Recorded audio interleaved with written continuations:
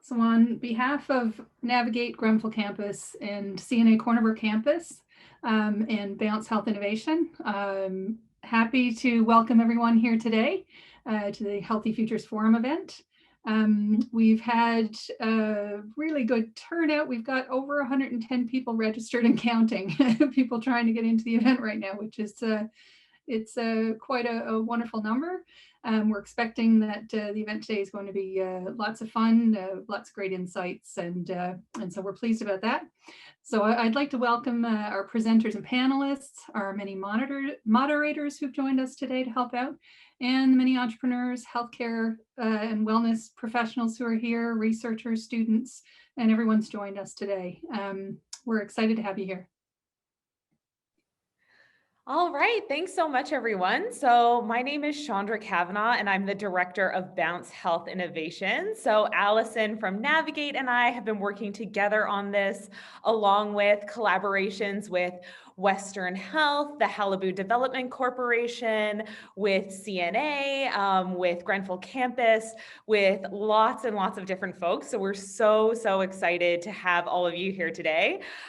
Just check the Hopin page and we have 116 registered and counting. So that's a really great number for us, especially being out here in Western. So actually my team and I are here in person. We're at the Hue and Draw Hotel and we're having a couple of smaller meetings that are actually going to be in-person meetings, but really happy to have this digital event today. So the event that we're having today is going to be focused on sort of two different things. One, we're going to be focused on the success stories that are coming out of Western when it comes to healthcare, health innovation, and entrepreneurship. There are incredible things that are happening in Western Newfoundland, and we really wanted to make sure that we're highlighting those successes. So I'll be talking about that in a little more detail, as will our speakers. And also, we wanted to make sure that we were telling you about all of the different resources that are available for health, entrepreneurship, and health innovation in this part of the island. So really excited to get to chatting with you all about this today. So I think I'll hand it over to Alison, who's going to be doing a land acknowledgement for us. So before we begin, we would like to take a moment to respectfully acknowledge the lands on which Memorial Universities and CNA's campuses are situated in the traditional territories of diverse Indigenous groups. And we acknowledge with respect the diverse histories and cultures of the Beothuk, Mi'kmaq, Innu, and Inuit of this province. And then Chandra is going to give a quick thank you to our sponsors and supporters.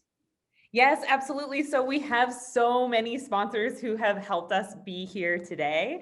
So we would like to thank ACOA. We'd like to thank the Provincial Department of Industry, Energy, and Technology. We'd like to thank TechNL, which is the parent organization for Bounce, as well as MUN, including and especially Grenfell Campus, Eastern Health, Western Health, ConnectionL. We have a whole bunch of supporters, both private and non, who are supporting us to be here today. I also wanted to mention our social media handles. So you can check out Bounce on Twitter. We're at BounceHI. You can also check us out on Facebook, Instagram, and LinkedIn. And you can check out Navigate at @NavSmallBiz. They also have an excellent Facebook page, lots of good information there. And we're using the hashtag Healthy Futures Forum today. So hashtag Healthy Futures Forum if you want us to see any of your social media posts. And you're encouraged, take pictures, take selfies. We can't, take all the funky pictures we would usually take at an in-person conference. So feel free to get creative and send along whatever you like. So I'm going to hand it over to Alison. She's going to introduce us to Navigate and the kind of work that they do. And then I'm going to talk to you a bit about Bounce and some of the work that we do, as well as some of our success stories. All right. Thank you, Chandra. So I'm Alison Rowe. I'm the manager with the Navigate program. For those of you who aren't familiar with the program, Navigate is a program that supports local entrepreneurs and small businesses, and that includes people wanting to become entrepreneurs, students, or people who have existing businesses. And we provide free support to entrepreneurs with end-to-end services, from coaching, tools, training, mentorship, access to resources, access to funding, programming, and events and networking opportunities like this one today. Navigate is a joint initiative between Grenfell campus and Corner Brook CNA campus. And we have 3 service pillars that you may be familiar with. There is the Entrepreneurship Center, and that's located on, there are 2 entrepreneurship centers, one located on Grenfell campus, one on CNA Corner Brook campus. There's a business incubator located at CNA Corner Brook campus, and there is a makerspace also located at Grenfell campus. So we really provide services from end to end. You know, you come in at the early startup stage, you want to develop a business plan, you want to develop a prototype, you're at the acceleration stage, you want to launch or grow your business, we're there to support you. I'll be putting my contact info in chat as well for anyone who's interested in reaching out after the event. And also just to mention that, as Chandra said before, we are a government-funded program, and we're funded by ACOA and Industry, Energy, and Technology. And I'll hand it back to Chandra to introduce Bounce. All right, excellent. And I just wanted to warn you all that for this first little bit, we're doing, you know, a little bit of here's who we are and here's what we're all about, but I promise you're going to get lots of opportunity to participate. So we're going to be putting you into breakout groups a little bit later on after a couple of the presentations to sort of chat about what you've heard and come back to us with your thoughts. And additionally, we're going to be using what are called, I believe they're called jot boards. Is that it, Alison? I can never remember the name. Jamboard. Yep. Jamboard, thank you. So we're going to be using Jamboards, which is a kind of digital opportunity to put all of your thoughts together. We've got some excellent moderators who are going to be doing that sort of on your behalf if you're not comfortable using the Jamboard, if you've never done it before. But if you are comfortable, you can feel free to start popping your thoughts in. So don't worry, we're not going to be talking at you all afternoon. With that being said, as I mentioned, I'm Dr. Chandra Kavanaugh, the Director of Bounce Health Innovation. And Bounce is essentially a mini cluster of innovative entrepreneurs who are working in the healthcare space, and specifically the med tech space. So we really are the first of our kind in the province. There are many incubators and accelerators who do this kind of work in other provinces, but we don't have something of this nature that's healthcare focused, or at least we hadn't until Bounce's inception. So we existed for about a year in 2018 as a pilot project. And during that time, we were able to demonstrate a lot of value. So we had funding for about a year. We had a few part-time employees. It was off the side of folks' desks. And the determination was made that there were so many great ideas in health innovation. There were so many great ideas in med tech that we really needed this kind of support system. So over the last year, Bounce was provided with 3 years of very generous funding with an eye to becoming sustainable. And we also changed our organizational structure a little bit so that we had our first full-time employees. So I'm the first director of Bounce. I'm here full-time, and we're currently hiring a full-time entrepreneur in residence. And we've recently brought on a number of other employees as well. So we're really proud of the growth that we've managed to achieve just since August of this year. And I think one of the things that speaks the most to that growth is the fact that we have currently partnered with 24 partner companies. So that is 24 startups in medtech and healthcare in under 6 months with 0 advertising. So we've done no reaching out to the community specifically, nothing other than the events that we've been having, and people are coming to us with their ideas. So that really has told us that people were hungry for this. They had excellent ideas for innovations in healthcare, and they didn't have the kind of supports they needed to get rolling, to get their businesses off the ground. So we're happy to support them. So in terms of the work that we do, we have a couple of different sorts of supports that we offer. So when I talk about the work that Bounce does, I typically divide it into 3 different categories. So we have events that we run. So events like this one, we had a major health innovation summit in partnership with Eastern Health in October of this year. That attracted 500 participants, including participants from Medtronic and GE, the CEO of Eastern Health, among others. We also have smaller events that we run. So we have networking events, we have workshops, 101 sort of events to skill up the ecosystem. We also have programs that we run. So we have 4 different tentpole programs. So those include our Embryo Grants program. So that's $5,000 to $15,000 of early stage funding for companies that are just getting off the ground. One of the things that we've heard from our partner companies is that first $5,000, that first 10 grand is often the hardest to come by, and you can leverage that into other opportunities. So we're hoping to fill that gap. We also have an internship program where we offer the opportunities for students to be able to work with our partner companies. We have a certificate program where if you come to 10 or if you come to 6 of our workshops, you can receive a certificate in health innovation and entrepreneurship. Nice little addition to your CV there. And we also have a job shadowing program. And the job shadowing program functions in 2 ways. So one, we take early career individuals who have an interest in healthcare, but don't necessarily have a project or a passion that they're working on. And we introduce them to people who work on the front lines in healthcare, whether that's physicians, nurses, techs, administrators, and we offer them the opportunity to hear from those folks about the problems they face at work every day. So you put an engineer, you put a computer science student in a room with a physician, and you talk about problems in healthcare that need solving. Additionally, we found that a lot of our partner companies, they were started by physicians. They were started by nurses. You'll see I'm going to give a presentation in just a few minutes on Swiftshore Innovations, which was started by an emergency room nurse named Deanne McCarthy, who currently lives just in Pasadena. And so we partner those folks who have expertise in healthcare with tech companies so that they can shadow, spend a couple of days there, and learn about how a tech company works. So those are our programs. And then last of all, we have our services. So when we partner with a company, we offer a number of different services to them to really help them get off the ground. So the big ones we're offering right now include our Council of Experts. So those are people at the upper echelons of their career, people whose time is incredibly expensive, IP lawyers, process engineers, physicians, accountants, who've agreed to gift of their time to our companies in order to help them get started on the right foot. So that's our Council of Experts. We also have a pool of talent, which is a group of talented individuals, students, early stage career folks who don't have a team that they're working with, but have an interest in healthcare. And so the next time a physician comes to me and says, hey, I have a great idea for an app that could really help with organizing my clinic, but I don't know anything about app development, I have a computer science student in my pool of talent that I can partner them with.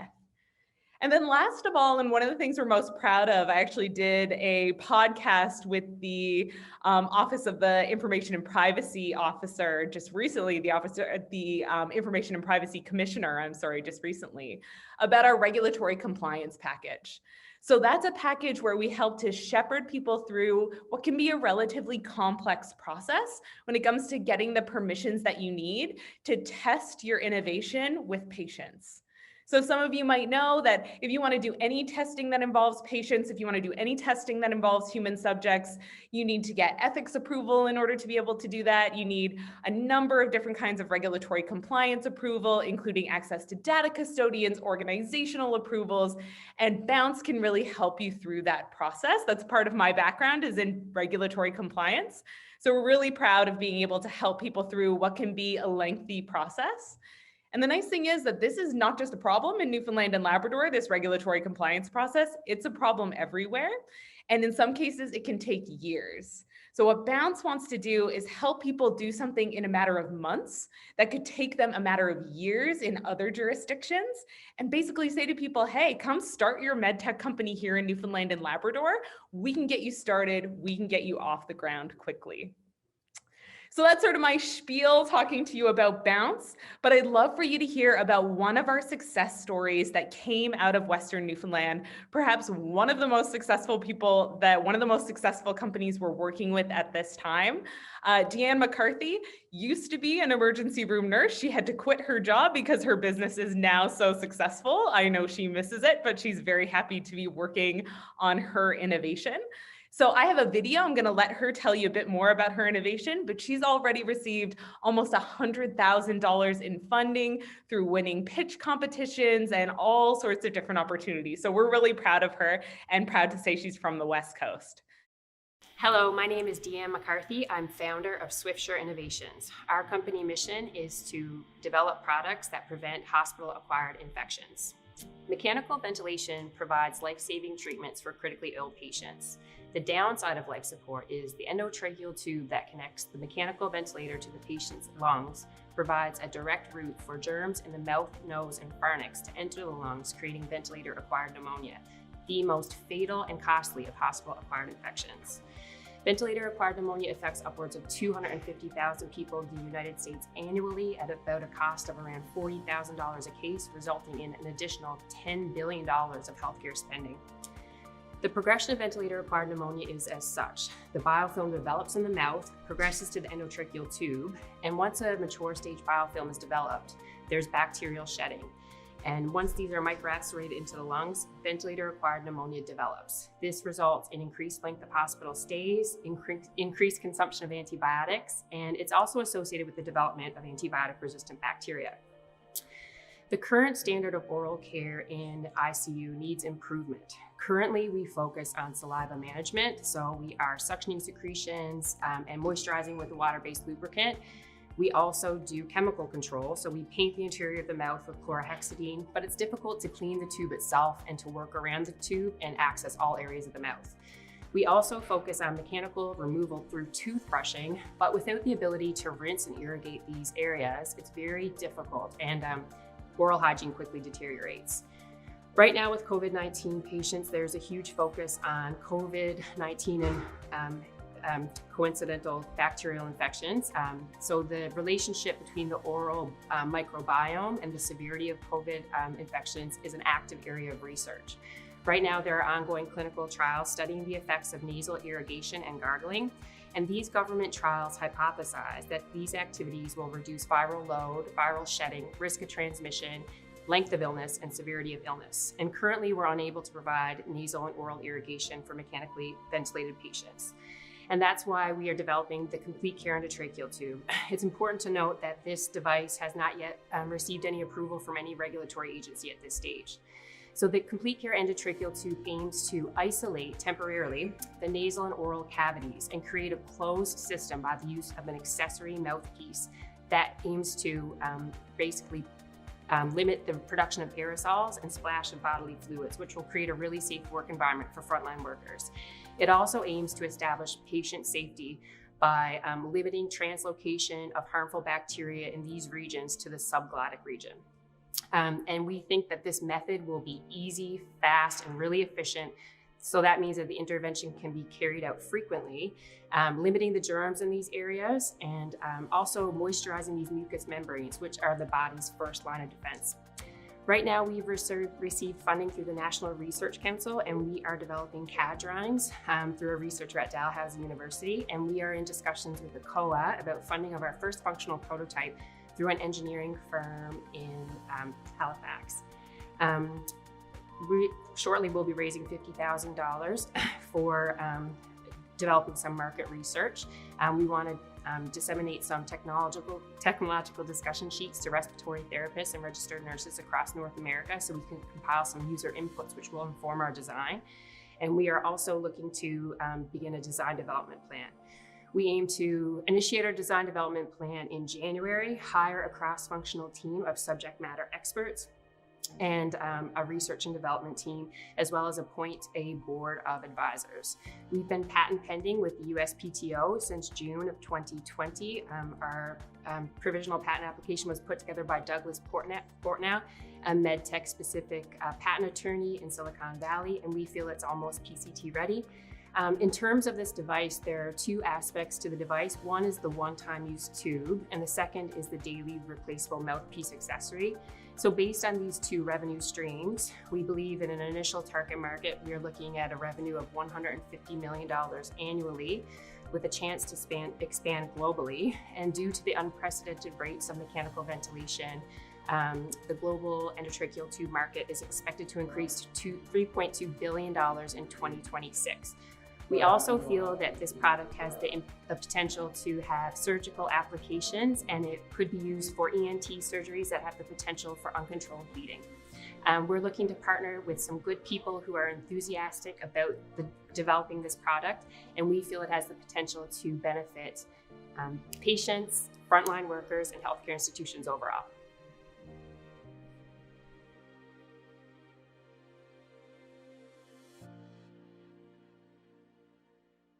I'm a professor here at MUN in chemical engineering, and I work a lot with Raymond and other professors at Grenfell and here at MUN in other disciplines, because as a chemical engineer, I look at trying to develop processes to sustainably convert things from feedstock to biomass and biomass to products, and I need them to tell me it's a good quality, it's a bad quality. So just to give you kind of our overall research approach, basically, we deal a lot with biomass residues. So that's forestry residues, agricultural, food residues, so from food processing, and it went away, Raymond? Yes, I'm doing it again. And fishery. And we can produce all sorts of things from these products that we're full of here in Newfoundland and Labrador, and that we should be doing more of here in Newfoundland and Labrador, because if we can, this is a way of actually creating an industry in Newfoundland, and also in creating small and medium enterprises in the actual places where it is. Sadly, so- to put it in presentation mode, you have to hit the thing to make the animation. All right, well, you just tell me what you want to do and I'll do it. Press a button. There we go. So kind of the products we can get from our biomass are things like low-hanging fruit. Now you're getting crazy. You're getting excited. We go low-hanging fruit. So that's things like fuels and energy and compost. So we might be able to produce fertilizer from fishery residues or from forestry. And then we've got the mid-hanging stuff. That's things like surfactants and phospholipids, gelatin minerals, the stuff that's less energy intensive. And then finally, we've got the high-end stuff. And this is the high-end stuff is more what Raymond deals with. And that's things like proteins, amino acids, enzymes, those sorts of things. And press the button. And as you move along that continuum, you get increasing processing intensity. So we try to figure out a process. Why are you doing this? There you go. Okay. We try to, this is what happens when somebody else controls your mouse. So what we try to do is figure out where along that continuum, based on the region we're in and the infrastructure we have, we can get to. So now you can press it. Sorry, Raymond. So we ask questions, first of all, what's our feedstock? Is it fish byproduct? Is it forestry? Is it agriculture? Are there ways we can combine it? Because we recognize there's some places where we have a lot of fish byproduct and not a lot of forestry. So are there ways we can combine them and actually get a usable product? And then we look at things like process development and selection. So here we're looking for green processes where we want to have minimal waste. We don't want to use a lot of toxic chemicals. We want to minimize the energy required. And how does it fit in the region? So are we going to be able to, if we put in a huge fluidized bed with a bunch of process controls and all this quality control, it's really not going to fit in somewhere like St. Lawrence. And I'm not dissing St. Lawrence. I'm just saying that we try to fit the region to what both the process we're trying to look at and also the product. And then flexible. So can we modify it? Can we maybe produce a fuel right now? And then as we start to get more biomass or some more training in the area, then we can actually start to scale it so that we add on things to get more value from that product. I think you have to press it one more time because there's one more little thing left. And then potential products. So there's the low hanging, mid hanging, high end. And this is where, I might take let's say we take shrimp residue, we extract some high value antioxidant, and then we would send it to someone like Raymond and said, is it that high value? What's the quality? Is it good enough to do what you need to do in your functional foods? And he may say, yep, tickety boo, or he may say, no. Do it again. And then we come back and we try to look at different processes or optimizing our processes. So we have this circular approach. Sorry, you can go now again, Raymond? I'll try to be faster. Oh, that's just pictures of all the different processes. Go ahead. So you can just press, because I don't know why I do animation, because it just ticks everybody off, including myself. So here's some of the stuff we do: forestry byproduct and fishery byproduct. We look at shellfish, finfish. You're doing this on purpose now. And then other residues. And then we look at different processes like thermochemical or biochemical. And can we mix shrimp products and mussel products? Can we take the protein? So we try to go with no waste left behind, right? So if we're using an enzymatic process to clean out mussel shells, and we're going to use those mussel shells to treat acid mine drainage or mining. But then we've got this really high protein stream left over that maybe we'll send to Raymond or the People's Ocean Science Center to do other things with. You can go ahead, Raymond. And so the next slide is just things. Now you got to press it all. Sorry. Yeah. One more. There we go. So what we have here is an example of a program that we're both working on, the Ocean Frontier Institute, where we're taking, if you look in the middle there, that shrimp, finfish, crab, and mussels, and we're extracting different products. So I'm doing different types of green processes to extract products, and then I'm sending like the bioactive molecules from the fish oil. I'm sending that off maybe to Raymond to look at it, and to people like Dr. Chima in biochemistry to look at its bioactivity and how it could be used, for instance, in functional foods. And then we're taking the fish oil left over that doesn't have those high values in, and looking at maybe treating shrimp with that to extract high value products from that. And then we're doing the same sort of thing with the mussel shells and the crab, which I've mentioned. And then at the end, we're usually left with a protein stream that we're then using as fish feed or animal feed. My area really is I send off these products, but I'm left with a bunch of residues that are usually things that maybe you could use for biopolymers. So could we make our own gloves from biopolymers here, from shrimp, from the chitin and shrimp? Could we add our own asphalt, or our own binders to asphalt from some of these things? So I look more in the chemical and industrial chemical type of applications and give the high-end stuff to them. And I think I'm done now, and Raymond, take it away. So, thank you, Kelly. So once Kelly gave me those high-end products, then my work and sleepless nights begin. And so I'll walk you through some of the things that I do. So I'm a full professor in environmental science. So most of you guys know me already. If you don't know me, you can find me in Grenfell. There's a lot of information in Grenfell in terms of who I am and what I do. So most of the work I do is out of the World Ecosystem Research Facility. So this is a fairly new $8 million facility. And we have a functional foods lab. So we call it a functional foods sensory lab. So the functional foods is those food that has the health benefits, with that I will go in a bit. And so this facility is built in collaboration with industry. And so this is the station where we do the formulations. And so what's the relevance of functional foods and the functional foods program to the province? So one of the things we want to do is want to make sure that there's a very vibrant functional food industry in the province. We also want to make sure that we have skilled labor or skilled workers to support the food industry or the medical related industry in the province. We also look into help facilitate entrepreneurship within the food sector in the province. And last but not least is we want to be known for, our expertise in functional foods innovation. So we want to grow MUN's reputation as one of the top institutions for food research and innovation and training.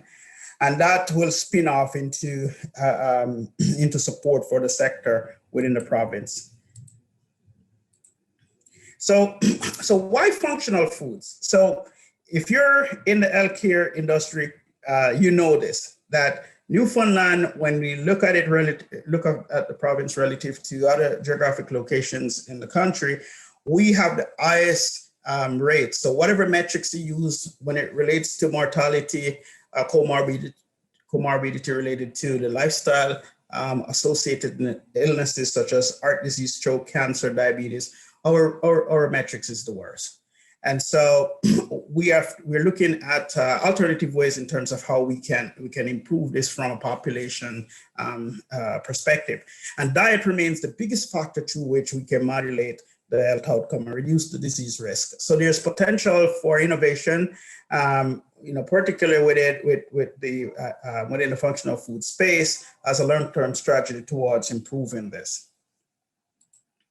And so for those of you who have never heard the term functional foods before, what are functional foods? So these are natural or processed food. They have a bioactive ingredient that have a demonstrated health benefits beyond basic nutrition. So if you take this picture here, it says DHA vitamin E egg. So you might see these in the grocery stores. So if you bought them, you remember, because they hurt your food budget, because they tend to be twice the cost of your non-functional food-based product.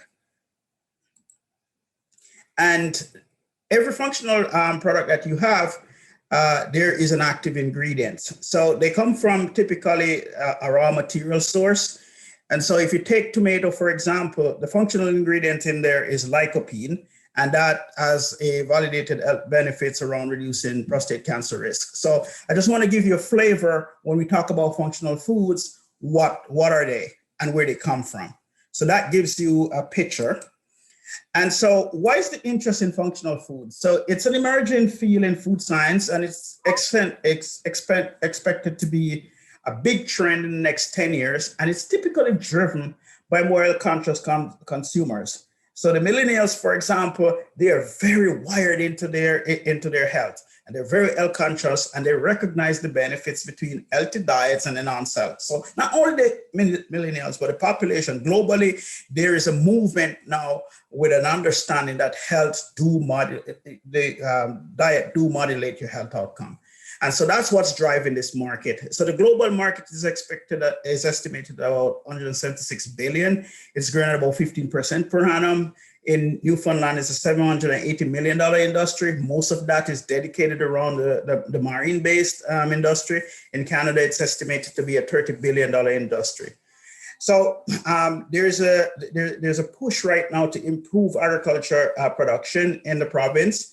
And so opportunities exist to not only improve agriculture production, but also improve our capacity to make functional foods unique to Newfoundland, so that we can capitalize on this niche market that is currently there.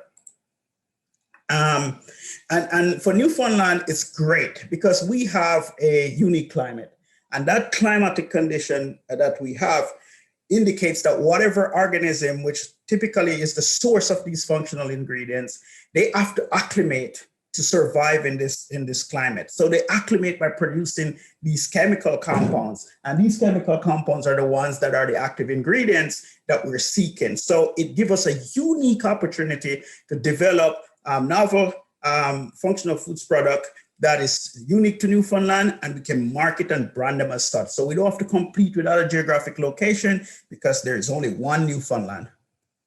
And so what do we do from a functional foods perspective? We're creating new or improved products or processes. We're creating new uses or new interest in existing product.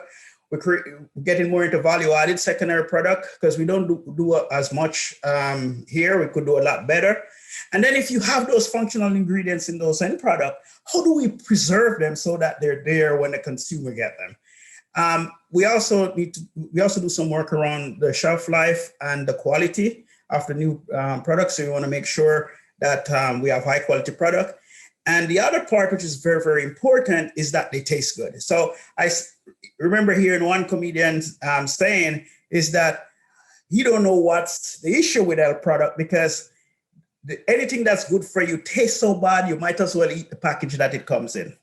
So because of that, we have the functional food sensory lab. We want to make sure that that product tastes good and it also has your health your health benefits. So the last and the most important thing is that we have to validate those health benefits. So we do the assessment in the lab to make sure that the product that we make, it has that health benefit that we're ascribing to it. And so in terms of some example, so Newfoundland has a sustainable dairy, And we have Newfoundland honey. There's a lot of interest with Newfoundland honey because it's considered to be pristine. It's the only location in the world where the bees is not dying from a varroa virus. And the flora that they use is different. They use as a source of food is different from our geographic location.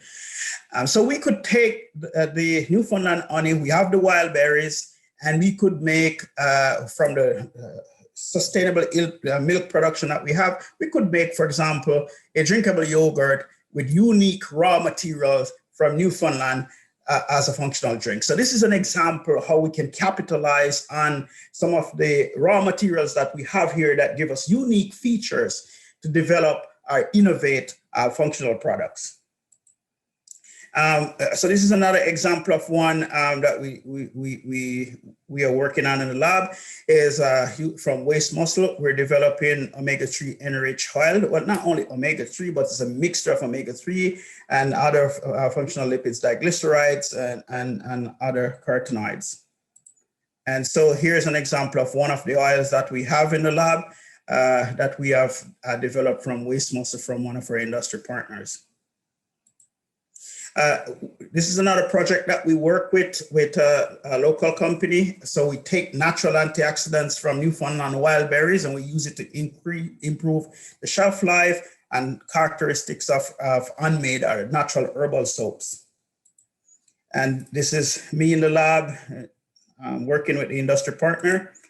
And out of this product study, we were able to get 3 new products, reformulate some of the base ingredients from that company, had more color in the soaps based on some of the feedback that we were getting that the consumer want to see more color. And we also published this work. And so that publication then helped with marketing and branding. And so here is an example of what happened is now after the study, the industry partners start to add more color, make their soaps more attractive. And here is one of the publications that came out. And if you look, there's over almost, right now it's close to 5,000 downloads, and it was only published, well, it's published in 2018. And you can see all over the globe, the work is getting accessed. So there's global appeal for this work that we do because it's very, very applied. There's another project that we have with a company from Toronto. So this is indoor farming. So we call it tiny farm. Well, that's what they're marketing it, but it's vertical or urban farming. And most of the work that you see is focused on increasing healing in the system. We're looking at producing crop with enhanced nutritional composition because nutrient security, particularly in urban and rural community, is an issue. So we're looking at making sure that the crops that we produce is nutrient dense. So that's the work that we're doing in this study. Here is another one we have with anaconda mining, where we're looking at the potential to take the rock dust. So they produce almost 1 million tons every year, and to see if we can produce crops. So here is an example of some lettuce crops that we have produced from some work that we have done with the rock dust. And here is an example of amaranth, which is another green leafy vegetable. So you can see we grow really beautiful crops from it. Another study we have is in collaboration with Harvard Medical School, where we're looking at the influence of the breast milk composition and childhood obesity. And, you know, we are able to show that there's a relationship between transgenerational obesity as a function of maternal obesity. So we just published this paper in Nature, European Journal of Clinical Nutrition. There's a lot of emotions around the work, around the outcome of this work.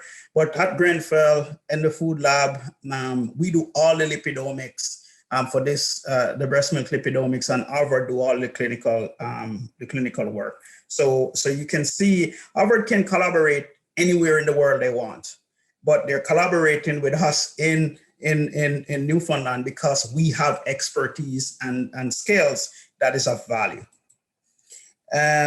We also do health assessments in other systems. So we do improve brain health. So I work with brain health quite a bit in Grenfell. And then at University of Limerick, we look at cardiovascular disease and then neonatal health with Harvard. So these are some areas that we work in to validate the health benefits of the foods and products that we make. And this is an example of the brain health work that we do. We have neuronal cells from a 2-year-old that died from brain cancer that we use as a model, and we have animals. Some of our partnership, we do a lot of collaboration, so with government, academia, industry. So you can see we're very diverse in the outreach. And some of the products that we have developed includes marinades, functional oil, kabiaki, nacho soap, extraction techniques, extracts, and analytical methods. And here's an example of some products that we have done with industry, and that's including the packaging. We develop, we go from post to post, from raw material to the final product. And we also publish the work so that you can use the scientific validated results to help with your marketing and branding, because you want to show functionality of those products. So we use the scientific output to help you with your marketing. And, we get some recognition for that work, including, some of the work has broad appeal, including, interest in the media. And that's the research team that we have that works on the project. So this is us going to a conference to, as a team, to present some of this work. And so at this point, I think this gives you a good coverage of the work that we do and how we collaborate, how you can see the connection between the work that Dr. Albert does, where she will give me high quality material, and then I take that high quality material and I develop a product. I take it through the whole process and right down to health validation in the functional foods lab. So I hope you find this information of value.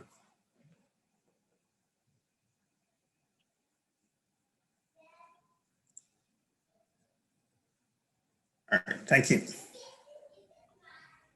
All right, thank you so much for that. That was fascinating. So one of the things that we're going to do in order to get us a little bit back on track in terms of our schedule is we're going to put you into the breakout groups as planned. But instead of providing a public debrief, what we're going to do is we're going to have the moderators take some notes with regard to your suggestions. And we're going to put those all together and we'll send them in a follow-up. So essentially what we want you to do is have a little think about what you've learned so far. And based on the discussion that you just heard, what do you see as kind of potential ideas for startups in the health and innovation space, particularly knowing now that we have this tremendous capacity at the Functional Foods Lab, as well as these tremendous natural food systems that exist.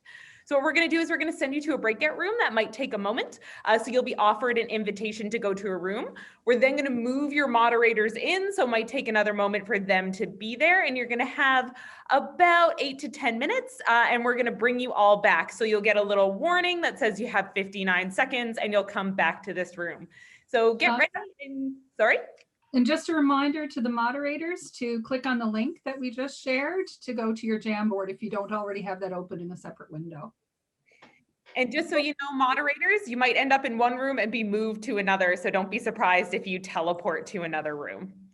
Hey everyone, welcome back. The discussion rooms are just closing out. So some of you have come back and joined us right away. Others are going to wait that full 60 seconds. I just remind everybody to mute your mics if you're not speaking, and we're going to be getting ready for our next panel, our health and wellness panel. So most of you will have had moderators in the room who are keeping track of all of your wonderful thoughts. We're going to take those and put them all together, and we're going to send out a follow-up email. In addition to that, we're also going to be sending out a survey for all of you to get to know what you think about the event, things that we could improve, but really looking forward to hearing all of your thoughts. So as I mentioned, for those of you just joining us who are getting kicked back to us right now. Chandra, I have a question. I was not put in the right room to moderate, so I didn't know what to do. I was just waiting to be moved for the full amount of time. Okay, well, we'll keep an eye on that. We tried to move everybody, but we'll keep an eye on that. I also, Chandra, I'm Pamela, and I also was in no man's land. I think actually the problem is I'm on my phone and my computer because my mic on my computer doesn't work. So both of my presences need to be added to the same place. All Sorry right. for that. No, not at all. Yeah, and Chandra, same applies to me also. I wasn't moved, so. All right, so we'll make sure that for the next one you guys get moved. If you don't, always feel free to take notes in the room that you're in. We do have a couple of extra moderators, but we try to move everybody into their appropriate rooms. So we'll work on that. Just reminding everybody, because you're coming back to us now, you'll have your cameras turned on, you'll have your mics turned on. So if you want to go ahead and turn those off if you're not speaking. And we're going to hear from our next panel. We'll put you into another room. And as I mentioned to the other folks who have joined us, we're going to be taking all of your thoughts and we're going to be putting those together in a follow-up email. We're also going to be asking you for your thoughts with a follow-up questionnaire. So you can expect to receive that in the next couple of days. All right, so it looks like everybody has joined us again. So I'm going to hand it over to Alison to introduce our next panel of speakers. Okay, thanks everyone. And thanks for bearing with us through the few hiccups we've had here today. some unexpected for sure. So our next panel is our health and wellness panel. And we wanted to bring together a number of different practitioners in the health and wellness field because health and health innovation expands beyond just primary health care or health products or pharmaceuticals, etc.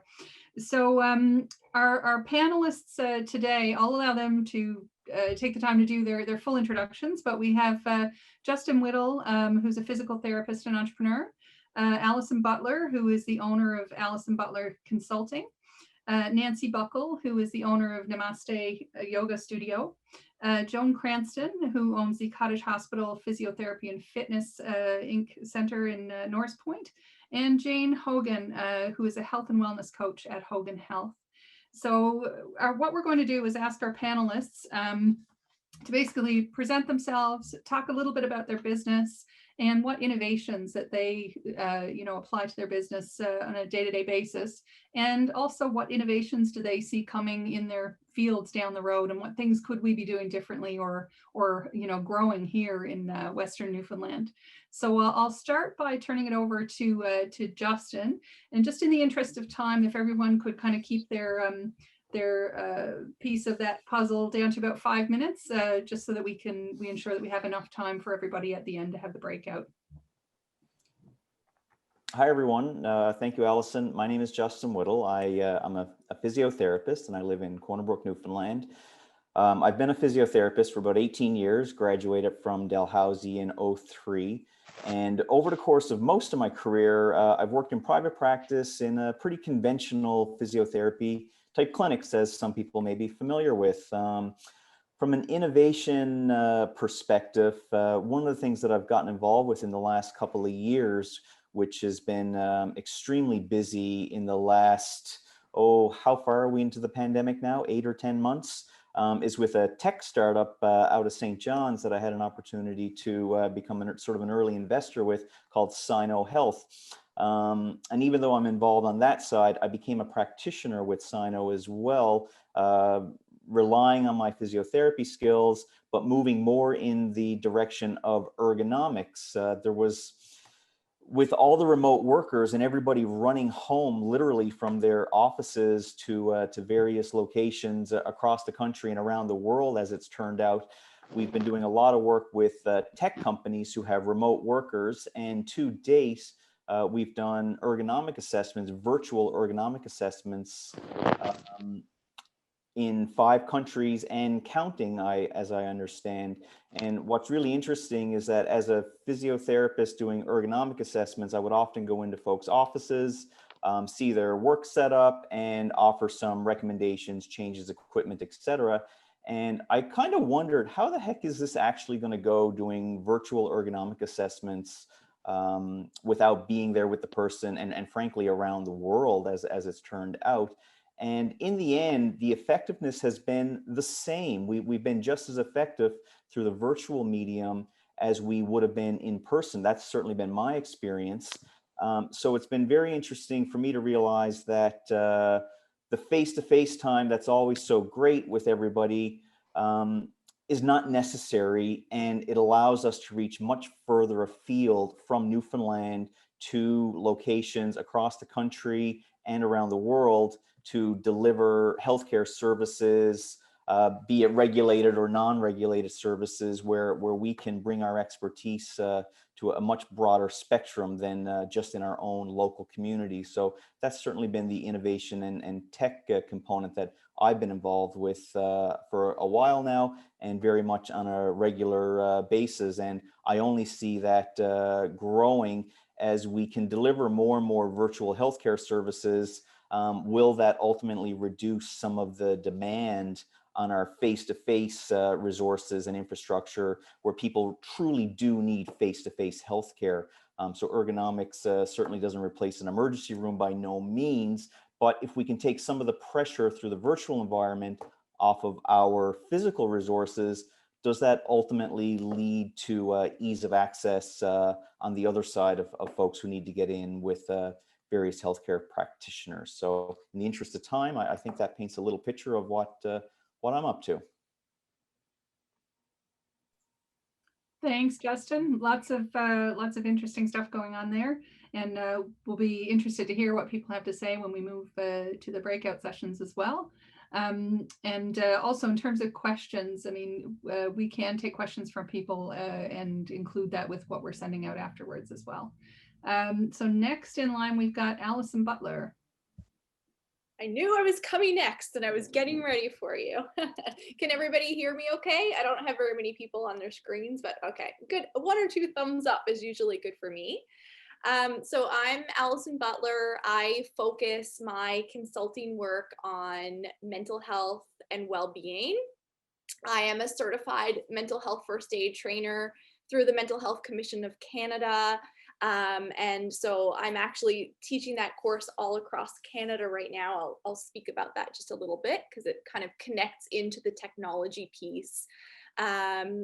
I also have been developing, I do speaking at events like this. I just recently did something with Navigate, which was great, working with entrepreneurs, business owners, and just really having conversations around our mental well-being and what that looks like for us at work and also just as individuals, and really thinking about our connections with physical health and mental health. So I'm really passionate about that topic. While I don't think that sort of some of the technology changes that have happened for me are really mind-blowing by any stretch of the imagination, it's certainly really changed how things are delivered. So for example, previously, some of you might have already had this experience, mental health first aid was always delivered in person in the classroom.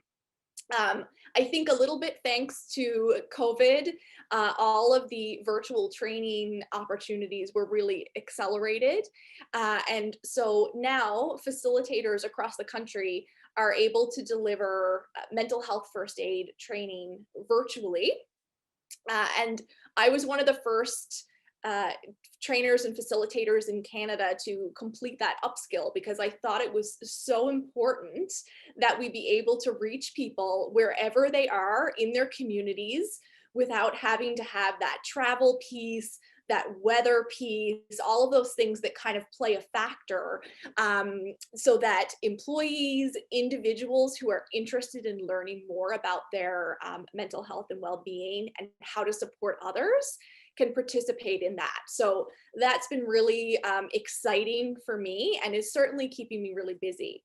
And just along that thread, I mean, I could talk all day about this, but I'm just going to keep it really short.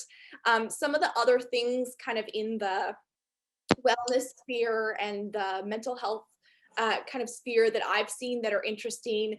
Other types of things or services, just like counseling, for example, that we now see, you know, traditionally, if we were going to go see a psychologist or a certified counselor, we would travel to their office and sit in their office. And I'm seeing a lot of changes in that kind of area around mental well-being, where we can have virtual calls with a counselor. We can seek those supports out online in different ways.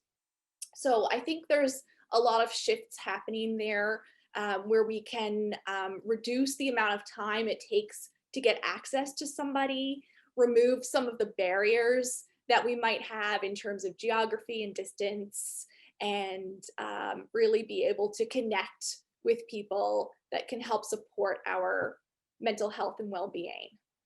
And I think I'll just leave it there for now until we get into any further discussion and let everybody else have a bit of time as well.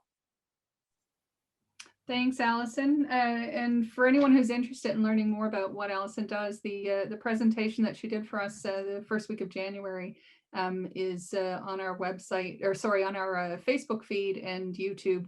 And so you can get a little bit more of a sense of some of the things that she'd be able to do for your organizations. Okay, next in line, we have Nancy Buckle.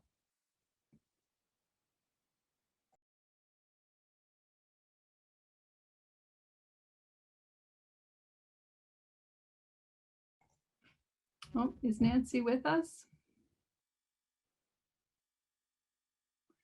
Okay, I'm going to move forward for a minute. Joan Cranston.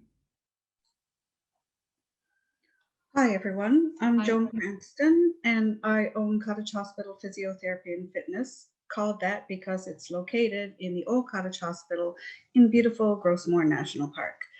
And I came to work in the old Cottage Hospital over 30 years ago.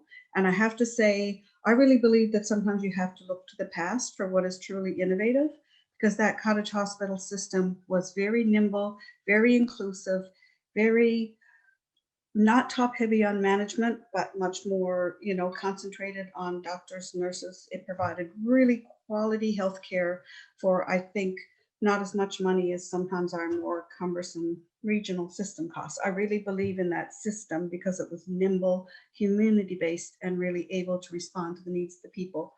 I did also then work in the regional health system for a while, but I moved back into the community, into the old Cottage Hospital, because I felt that's where I could respond to the needs of my patients in a better way. So I'm here in the old Cottage Hospital, which is a not-for-profit, but also runs as a social enterprise, so that we generate our own revenue to cover our operating costs.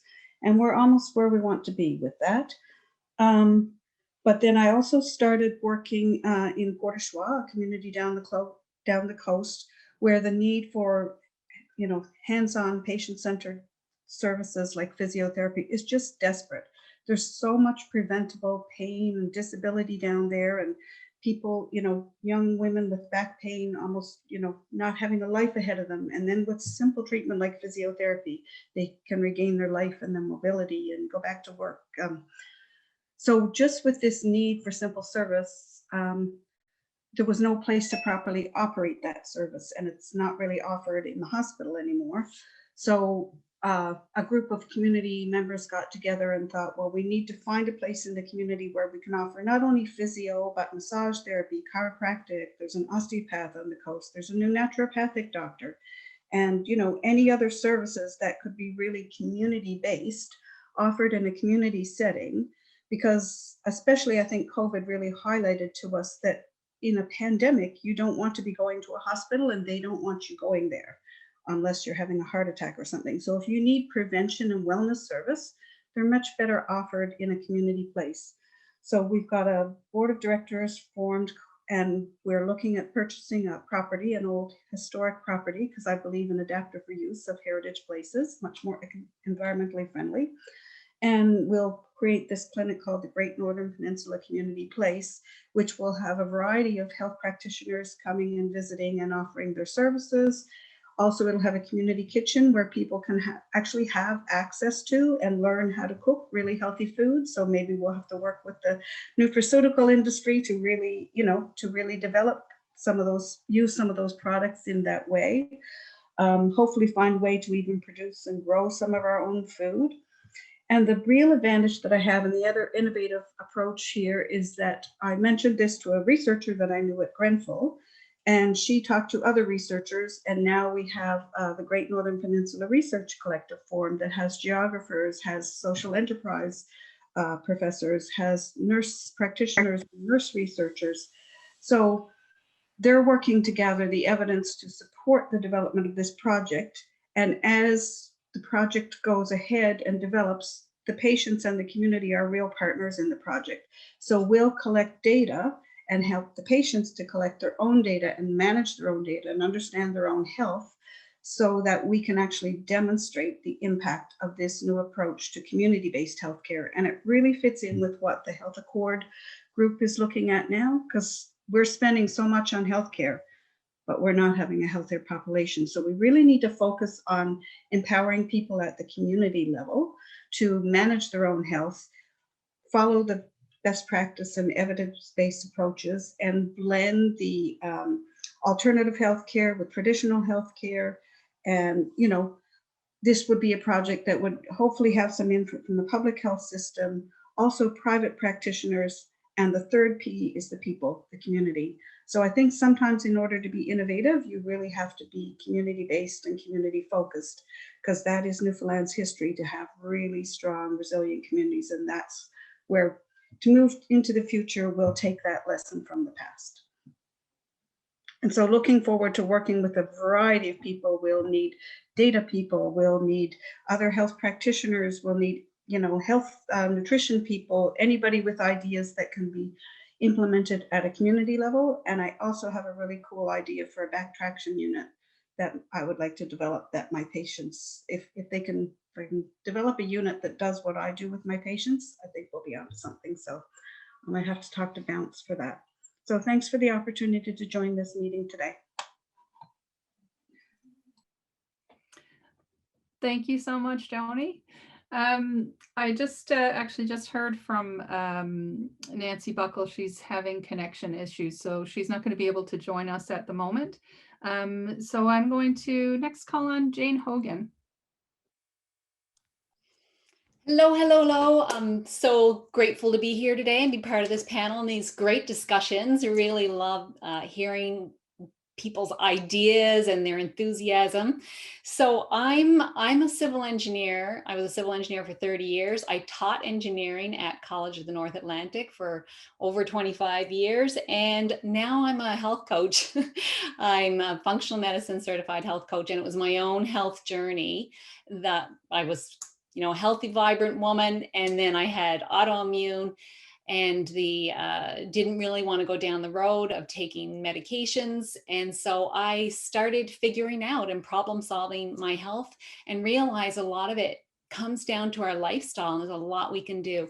So I'm so passionate about it. I left my engineering career, now a health coach. So a big part of what I do is I feel education. I write a weekly blog. I do presentations. I'm doing one tonight on gut health. And I interview people. I have a weekly show on my Jane Hogan Health Facebook page called Wellness by Design, and interview all kinds of people from all over the world on how people can be empowered in their health by making their own lifestyle changes.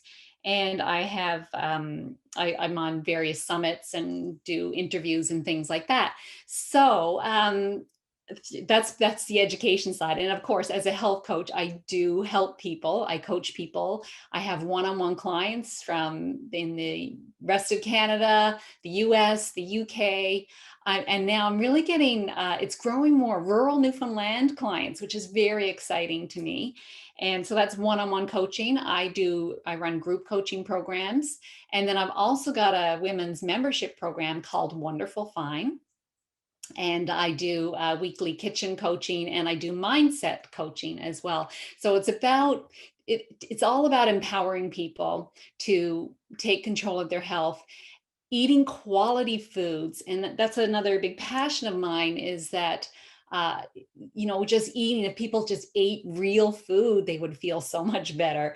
And of course, big problem in Newfoundland sometimes is access to quality produce and organic produce. People say it's expensive, and it is. So this whole idea, I love that, the tiny farms concept, and I would love to, get to the point where each of my clients would receive perhaps a tiny farm so they could start growing their own food. So yeah, my work is all online. I started this about just over a year ago, and it was online from the beginning. So it didn't really change, but I think with COVID, people became more aware of their health and wanting to do something, wanting to make a change, and wanting to improve their immune system. So that's been really good. So that's me. That's what I do. I'm really excited to hear what everyone else is doing and connect with people, and let's see if we can bring the health and the people in Newfoundland up, because I know we can do it. We can only get better, right? And it's really within their hands to do it, and in their power to do it. So thanks very much for letting me have an opportunity to speak.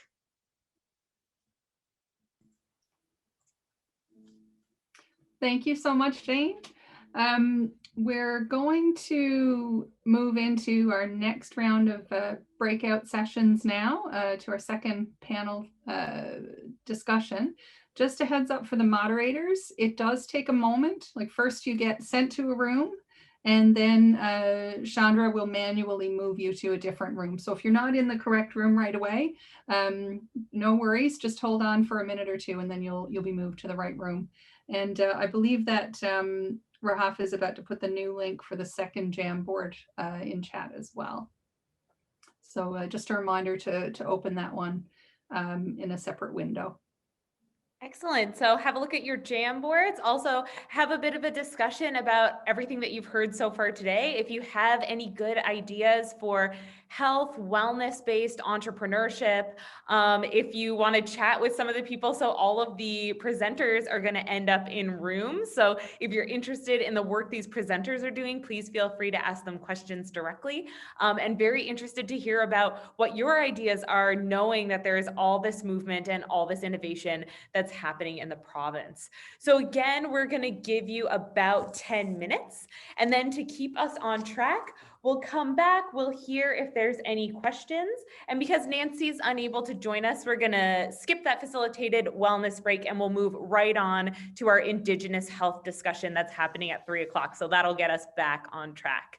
So we're going to move everybody now, and then we'll take a minute to move the moderators, but please feel free to get your discussions started right away. So to introduce John Davis, John is the CEO of the Halibu Development Corporation. He's worked with the provincial government in business and economic development departments for over 30 years. And he's going to be talking to us about a very specific innovation. So he's going to be talking to us about the Waspu brand of seal oil. And just to be clear, Mr. Davis speaks for the Halibu Development Corporation, not for the Halibu First Nation. We reached out to a number of folks in the Halibu First Nation that we were hoping to be able to join us today. Unfortunately, some folks weren't able to join us. That being said, we're very interested in developing some relationships with that community. We have a meeting that's coming up later on this week. And we're also hoping to have some Indigenous focused events. So really looking forward to that. But right now we're going to hear from Mr. Davis from the perspective of the Halibu Development Corporation. Thank you, Chandra, very much. It's a pleasure to be here today. The first thing I got to say, please don't call me Mr. Davis. Sometimes I look in the mirror, I feel old enough as it is. It's a little bit too formal. Anyway, I guess I was really interested to hear about this forum today and what you're doing in light of the times that we all find ourselves in, you know, with a national health emergency and the pandemic. If there's ever a time to talk about innovation, you know, and changing practices, you know, and entrepreneurship and all those different kinds of topics, this would absolutely be the time. I want to talk a little bit. I only have about 15 minutes, so I want to talk a little bit about a new health product and also a little bit about our organization, the Halapu Development Corporation, or the QDC as we refer to it as. Our product is an indigenous branded seal oil capsule. It's a product that we call WASPU, and WASPU is actually the Mi'kmaq word for seal. But before I just jump directly into the product piece, I would like to say a little bit about the organization just for a bit of context. You're going to note that I'm looking down and up. I'm reading from a larger presentation, and I rigged up a podium made up of 2 binders and a ruler taped to the bottom so I don't lose my notes. So anyway, just going to jump right in. As you mentioned, Halapu First Nation, I guess, was actually formed or recognized by the federal government only 10 years ago in 2011. So it's one of the newest bands in all of the country out of 630 First Nation bands that exist. Unlike most other reserves, it does not have any reserve lands. It's completely landless. It's called a landless band, which means that our membership is recognized in 67 communities across the province, which stretch all the ways from Stephenville Bay, St. George, Port-au-Port area, right through to Gander Bay North. So from east to west, we're about 467 kilometers, which makes us pretty large. We also have about 24,000 members, which makes us, as far as I understand, we're the largest single Indigenous organization in the country, or First Nation in the country as well. I guess the other thing I would like to note is that all First Nations are mandated by the federal government to become self-sufficient financially if they have the means to be able to do it. Shortly after we were created, about 10 years ago, Halapu First Nation with the chief and the council, they formed a Halapu Development Corporation as a standalone business entity to actually do that. Go out and find new investment and generate new sources of revenue so that we would have a revenue stream into all of our profit, or any money that we make does go back to the First Nation band, and is then used for operations or to support cultural or heritage kinds of activities. The QDC, as we refer to it again, it's standalone and arm's length away from the band. It has its own board of directors. The board is made up of business people and entrepreneurs from around the province who have a vast amount of expertise in all things related to industry and business. I should also say that we actually are a group of companies. There's actually 5 Halapu companies that exist. QDC is the umbrella organization that manages and operates them all. We have one company, for example, it's a joint venture with an international shipping and logistics firm out of Buffalo, New York, that we have a 51% stake in that company. I guess the other noteworthy one is a company called Mi'kmaq Commercial Fisheries, or MCF. And that's actually the company or the corporate structure that's launched our seal oil or WASPU capsule. The Commercial Fisheries company, MCF, again, it's self-sufficient. We don't receive any funding at all from either the band or the federal government, other than some little program things that we apply through from time to time. And it's a significant company in that it has its own access to its own licenses and its own large-scale fishing vessel. So we do generate a significant level of revenue. So I guess that's kind of like the framework. With respect to the product itself, the WASPU journey really began about 3 years ago. And we began discussions with a major producer and supplier who's now become our partner, about, what kind of product could we put out into the marketplace that would have, some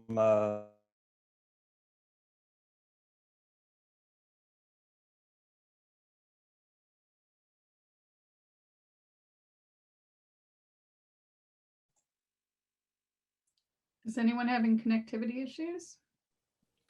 Yeah, I think we've lost John there for a minute. We'll see if he comes back online. Okay. Yeah, a couple of people in the chat are saying they're having issues as well. Okay. I'll message John.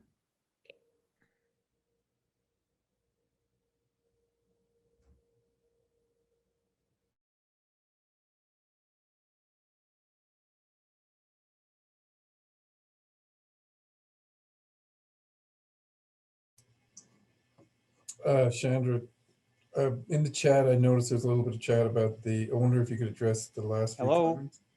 Hello? Sorry, go ahead. Am I back on? Yeah, John, you're back. Oh, sorry about that. I have no idea what happened. No, not at all. Yep. So yeah, so I was just saying, so the seal does represent something very significant for Halapu and other First Nations across the country. I guess the other thing that attracted us to seal oil as a product is that it has tremendous therapeutic and health qualities. We spent just over a year researching, exploring market potential for seal oil capsules. And I guess subsequently we found out some things, and we also had some other things that were reaffirmed for us. The first thing is that there's a tremendous unsatisfied demand for seal oil. And primarily that's because it is found that it's sold primarily to an older age demographic. And also because seal products do face prohibitions and certain restrictions and bans in quite a few countries around the world, you're just not able to sell it. So I guess the second thing that we found, well, I guess we kind of already knew, and it just reaffirmed, is that for those countries that have restricted seal products, if you're an indigenous organization, there are generally provisions where you can apply for and receive an exemption and therefore kind of tap into those marketplaces. And I guess the other thing I've already alluded to, the health benefits. In the omega-3 oil family, seal oil is kind of like the superstar. And I'm a bit intimidated now because I know there's a lot of people here with a science background who know way more about seal oil chemical compounds than I would. But the fact that most omega-3s, when you go into your grocery store or your drugstore and you see rows and rows of omega-3s and those kinds of things, most of those are made from highly processed fish byproducts. And they do have omega-3 compounds, but where seal is a mammal, it has higher concentrations, of some key fatty acids, DPA being one of them. And also it has a much higher absorption rate.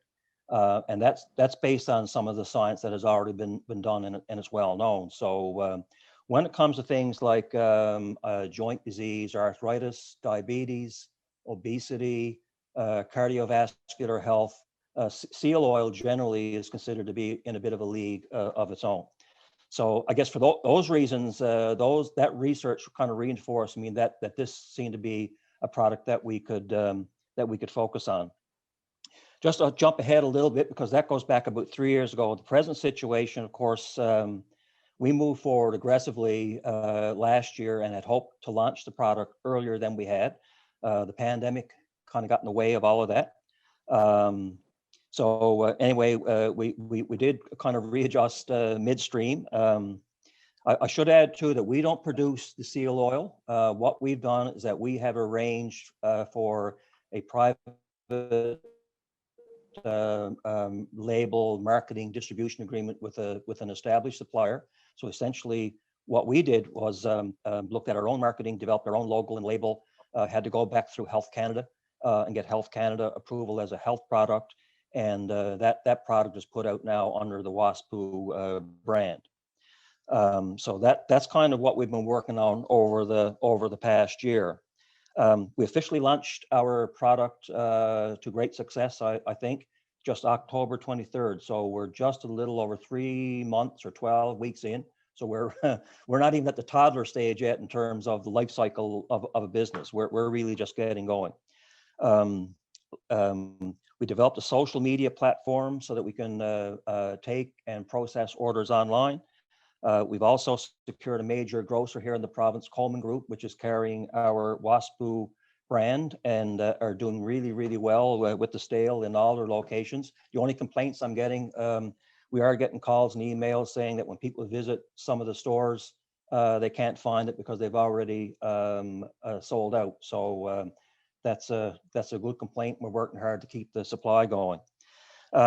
We also have a marketing consultant, Mr. Bill Penny. I think he may be online here, who brings a tremendous amount of experience and a wealth of expertise and knowledge about international sales and market expertise. And he's been working with us for the last 2.5 years, and really has been the marketing genius behind how we have placed this product into the marketplace. I want to talk a little bit about the innovation element, because everything I've talked about so far just really references a seal oil product, and there are other seal oil products out there. So there's nothing, absolutely unique about that. I guess the major innovation for us with the QDC and MCF really relates to our marketing strategy and our indigenous branding. As I mentioned, we pushed ahead during the beginnings of the pandemic last year, when everyone that we were dealing with, ourselves at the staff level, we had a number of consulting firms that were working at some aspect of either producing labels, designing logos. The Health Canada registration was done through a company called Dicentra out of Toronto. And in the space of 2 days, everyone was working home from their dining room table. And it just changed, literally overnight how everyone was doing business. So I guess the question for us then was, how do we move forward as a fledgling company with a product we haven't really even introduced into the marketplace? So for us, the debate was, do we do the traditional slow build up where you jump into domestic sales first, then once you're established, move into national sales, and then once you're established, move into international sales? And it's not unusual for anyone who's worked in industry or business for that to be a 3, 4, 5 year cycle. So anyway, we decided that we just go all in.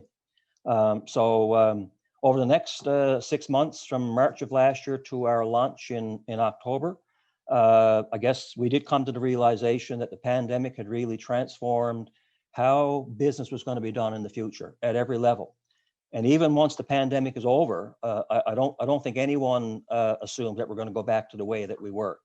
And in many respects, that's been a good thing. It does open up a whole bunch of new kinds of opportunities, especially for small companies like ours. Our market strategy now accentuates penetrating all of those markets simultaneously. We have a web store that was set up just within a matter of days or a couple of weeks of our launch taking place in October. I believe our web store sales are now outpacing our on-shelf sales at the retail level. And I guess the other really, really interesting thing is that in the last couple of months or so, we've seen that there are some really significant opportunities at the international level. We concurrently are completing a strategy for entering into the European Union.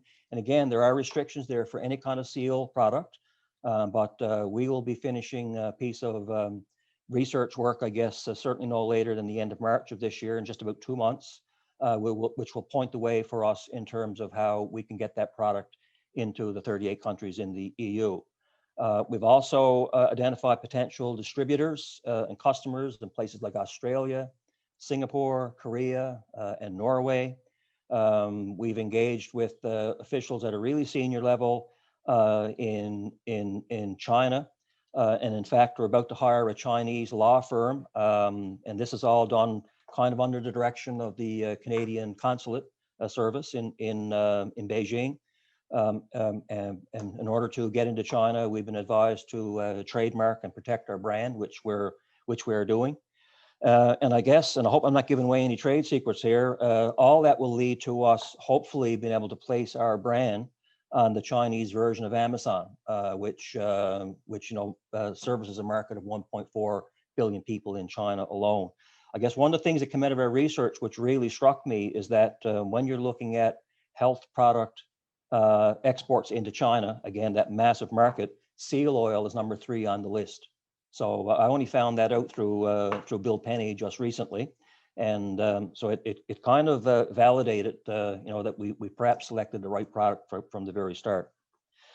I guess just to kind of start to wrap up and summarize it, again, as I've mentioned, like, we're only a 12-week old startup, kind of still in diapers when you look at life cycles of businesses and those kinds of things. As far as I know, we're the first Indigenous secondary produced product in the province. And I guess the other thing that's really interesting, and I don't have to say much about this, is that we're all kind of responding really rapidly to a once in 100-year change in the economic environment. And we're now looking at doing things with our WASPU product that we wouldn't even have envisioned even just a year ago if it weren't for the pandemic, forcing us to do things in a different way and to think in a different way in terms of how we're going to market that product. And I guess the good news is that if we can do it at the small scale level that we operate, it does really represent tremendous opportunities for any small business or operation to mimic what it is that we're doing. So I guess from pure innovation point of view, I guess the thing that we're most proud of is that, from a technological innovation and adaptation perspective, we've started using virtual technology, which has really helped us to, kind of leapfrog and jump into 3 distinct market segments at the same time. And that certainly was not our thought process 12 months ago. I guess one of the things we're currently working on, and I think we're going to have some success here, is we're getting ready, or hopefully getting ready, to establish a virtual sales office. And as we've seen, even as of today, like when you're trying to use media platforms like Zoom or whatever, a year ago, I mean, Zoom and Skype and FaceTime were things my kids used on their cell phones. It wasn't really something that was used, all that much in the business community. So we're setting up a virtual sales office here at our office, which basically will be like a small boardroom or meeting room. It will have a large scale, kind of state-of-the-art touch screen with all wireless speakers and those kinds of things. And I guess the way I kind of describe it, it will be like the same kind of screen that Wolf Blitzer uses on CNN. And we will use that, so we'll be able to do small group meetings. We'll be able to meet with our consular officials. You'll be able to speak to lawyers and legal firms in places like Beijing, China, and be able to do it in a group setting, as opposed to everyone kind of going it alone on a laptop, either at your desk or, like I said, at your dining room table. So we're really excited by that because we think, with just, and we think we're going to be able to do that for about $15,000. So for a very small investment on the front end, we're thinking that not only will this help us kind of ride out the rest of the pandemic, but it's probably going to be the way that, for the most part, business is going to be done into the future. When you look at traditionally, how do you market, promote, launch, get a product out to the marketplace? You're getting on a plane, you're doing sales calls, you're attending trade shows, you have to invest in trade show booths and graphics and collateral materials and all those kinds of things. I don't think that will disappear, but being able to do some of this stuff virtually, as the technology improves, it certainly gives a small startup who doesn't have a $200,000 or $300,000 a year marketing and travel budget to be able to do things almost on an equal level with some of the bigger players. Just very quickly, because I know I'm probably over my 15 minutes, from a future activities point of view, we are already getting our minds around looking at some research, applied research around the therapeutic qualities of seal oil. And I've already referenced what some of them are. Again, right now, seal oil is sold mostly to an older demographic.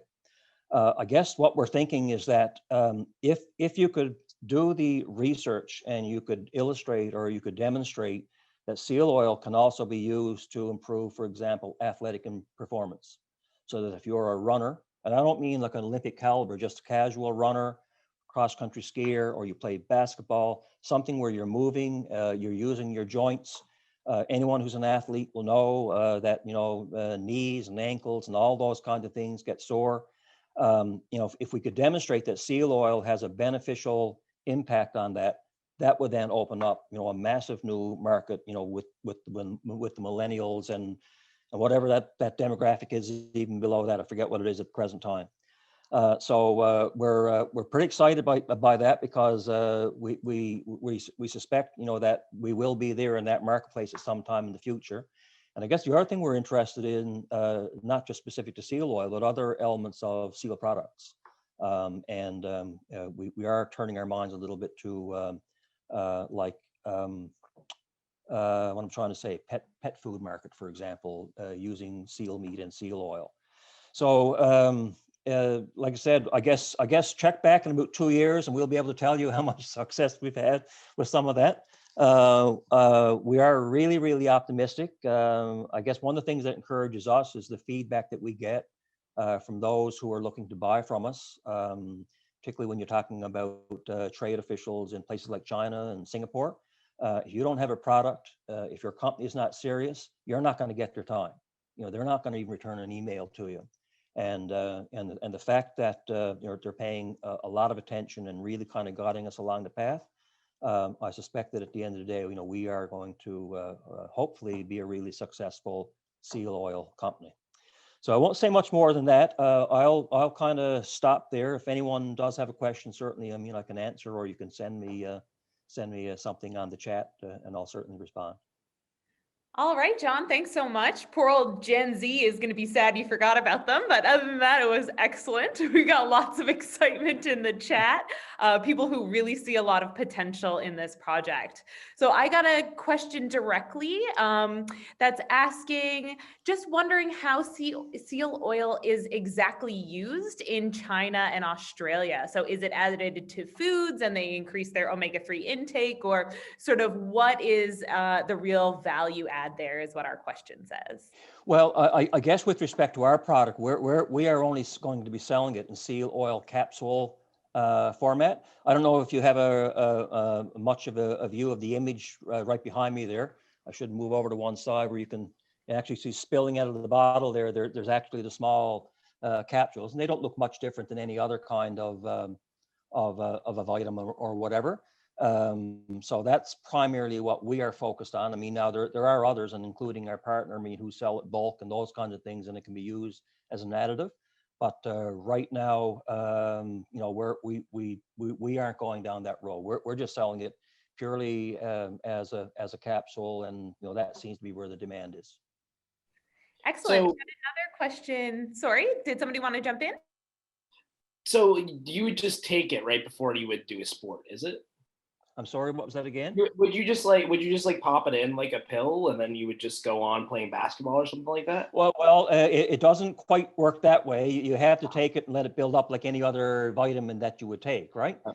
So it's not to be, when I say performance enhancement, I mean, please don't confuse that with some kind of a steroid or anabolic substance where, you know, boom, you know, you're going to be able to, you know, do the high jump, something along those lines.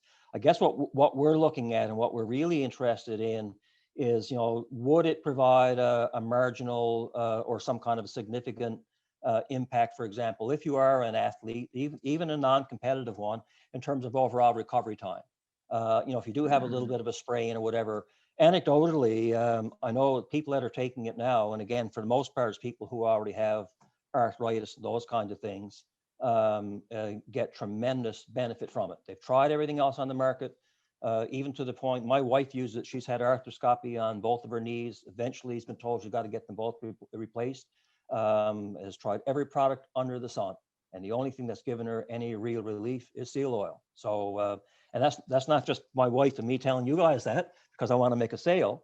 Anecdotally, we hear that right across the piece, and others that sell it the same thing. So essentially, yeah, you just take it. I know I take it every morning, you know, with my breakfast. And I'm kind of getting up. I'm 63. I don't have an ache or a pain. Not that I did beforehand, but I'm hoping this kind of staves it off as I get into my old age. So yeah, it's just basically something that you would take as part of your normal dietary regime for the most part. All right, so we've got a couple more questions in the chat. We might not get to everyone. If you do have a question and you want to drop it in the chat, I will send it along to John and make sure that your question gets answered. So the next question that we have is, how prepared are you to scale up for the market that Alibaba covers in Asia? So one of these like very large, almost Amazon-like websites. Well, I guess it's one of those things that you kind of have to negotiate yourself through by degree. So it's when I say that, I mean, we're not going to be registered as a product on there next week or next month. We're anticipating it's probably going to be about a year by the time we go through some other legal stuff we have to do. And I've already mentioned with respect to our branding and trademark registration, all those kinds of things. So typically what happens when you deal with these large scale organizations, and even in our own country dealing with box stores, You negotiate how much you can supply, try to meet them where their needs are, and then you produce and scale up enough to be able to meet what the order calls for. Gradually then, I mean, if sales really do pick up, year over year, you start to increase your production. So I guess at some point in time, I mean, that there's only so many seals harvested and so much oil to go around. But I certainly don't foresee we would run out at that end anytime soon. So again, it's just one of those things where you really have to do your research, talk to other people who are knowledgeable in those areas, and ensure that if in fact, that you can deliver on what you say you can at the end of the day. Excellent. So we're going to take one last question, and then there's a few questions that we'll send along to you, John. But Stephanie wants to know, how did you navigate the natural health number process? Was it through a consultant, through Bounce, or did you navigate it in-house? And I will just say that this is the kind of service that Bounce does offer when it comes to help through some of these regulatory compliance obstacles or some of these regulatory compliance needs. That being said, John just recently started working with Bounce. So John, do you want to speak to that? Yes, sure. I guess for the most part, we did navigate that in-house. Again, I believe I did reference we do have a joint venture partner who works with us on this, who's already into that marketplace. So we had access to, we didn't have to go out and reinvent anything new. We also had our own in-house marketing consultant, and I've already mentioned Mr. Bill Penny. And Bill did most of the day-to-day. And I guess really where we ended up, we hired a company out of Toronto called Dicentra, and this is what they do. They navigate your product through the Health Canada maze, and we just pay the fee. And at the end of the day, we were able to get ourselves certified. So in our case, it was pretty seamless. I wouldn't want to be, if I didn't know any of that, I wouldn't want to be trying to tackle it sight unseen. So, but like in our particular case, we did have access to quite a bit of in-house expertise and technical know-how. Excellent. Well, John, thank you so much for your presentation today. It was fantastically interesting, I think. Oh, pleasure. Yes, and I think I, like many others in the audience, really see the potential that you're drawing on here. So we are going to be moving on. We're really, Just for anyone who didn't notice, Bill Penny also put the website link in chat. So anyone who has any more questions can take a look at that as well. Absolutely. Thank you so much, Alison. So next, we're going to be hearing a little bit about innovation at Western Health. So we're going to be hearing from David Buckle, as well as Dr. Dennis Rashley, who are going to talk to us about innovations at Western Health and what they've been working on. So David Buckle is the Regional Director of Primary Healthcare, Chronic Disease Prevention Management, Paramedicine and Medical Transport, as well as Emergency Preparedness. Oh my gosh, that's quite the portfolio. I wouldn't want to be responsible for all of that.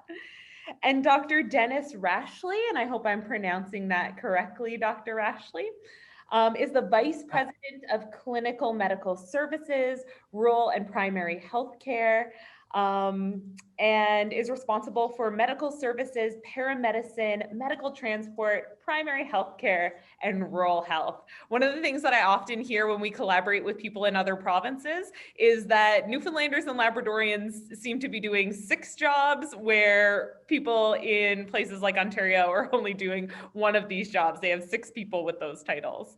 So really excited to hear more from Western Health and about the innovative spirit that exists there.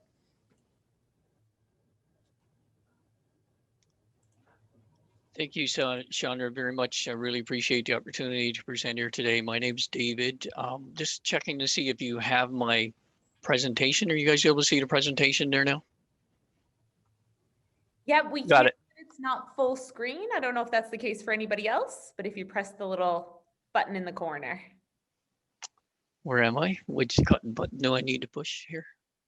So if you scroll down to the corner, you'll see something that looks like a little tiny sort of slideshow presentation. You can press the from beginning up underneath file too if you want. How about that? Perfect. Good. All right. Okay, thank you so much for the opportunity. I really appreciate it. It's been very, very interesting to listen to, in particular, listening to John and Celisle. I guess I just need to run off to Coleman's.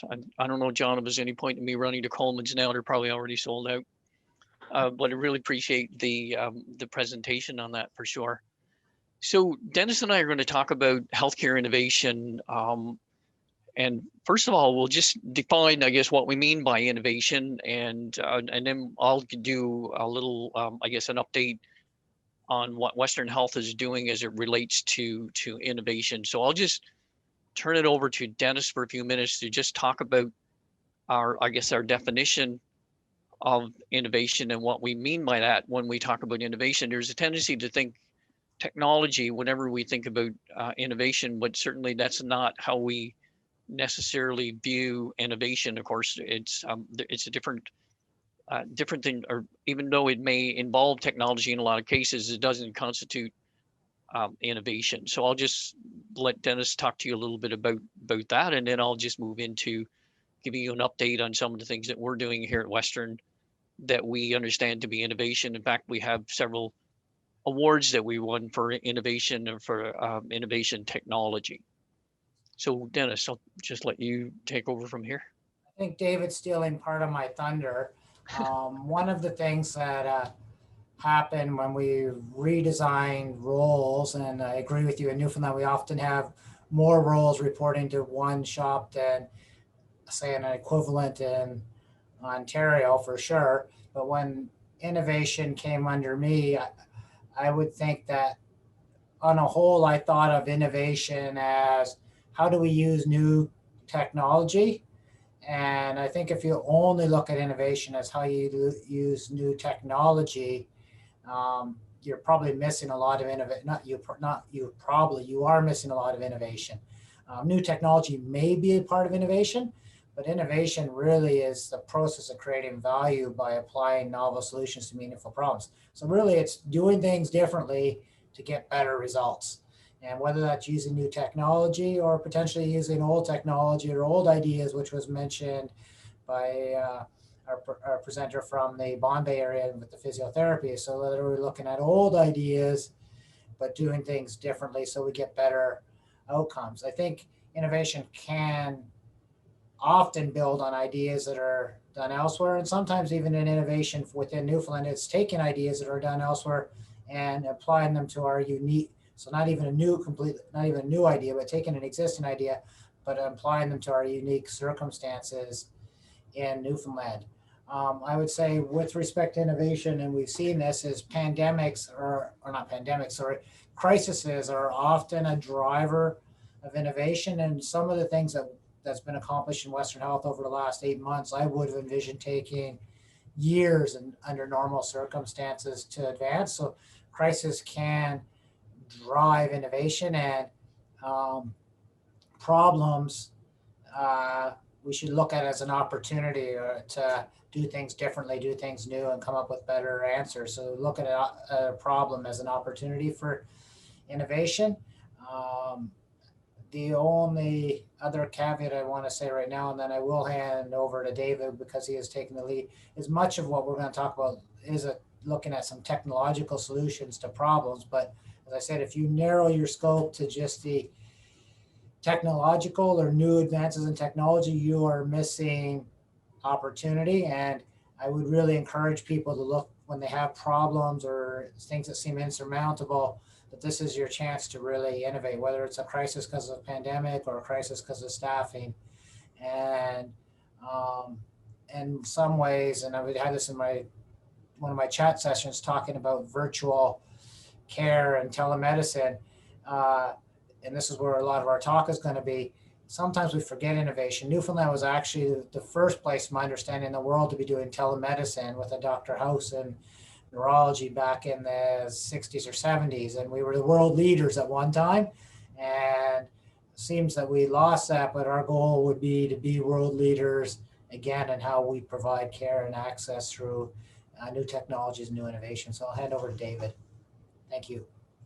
Thank you, Dennis. Yeah, I appreciate it. I mean, we hate the pandemic definitely, but we do see a lot of benefits, and we've certainly reaped a number of benefits out of because of the pandemic, as much as we dislike it.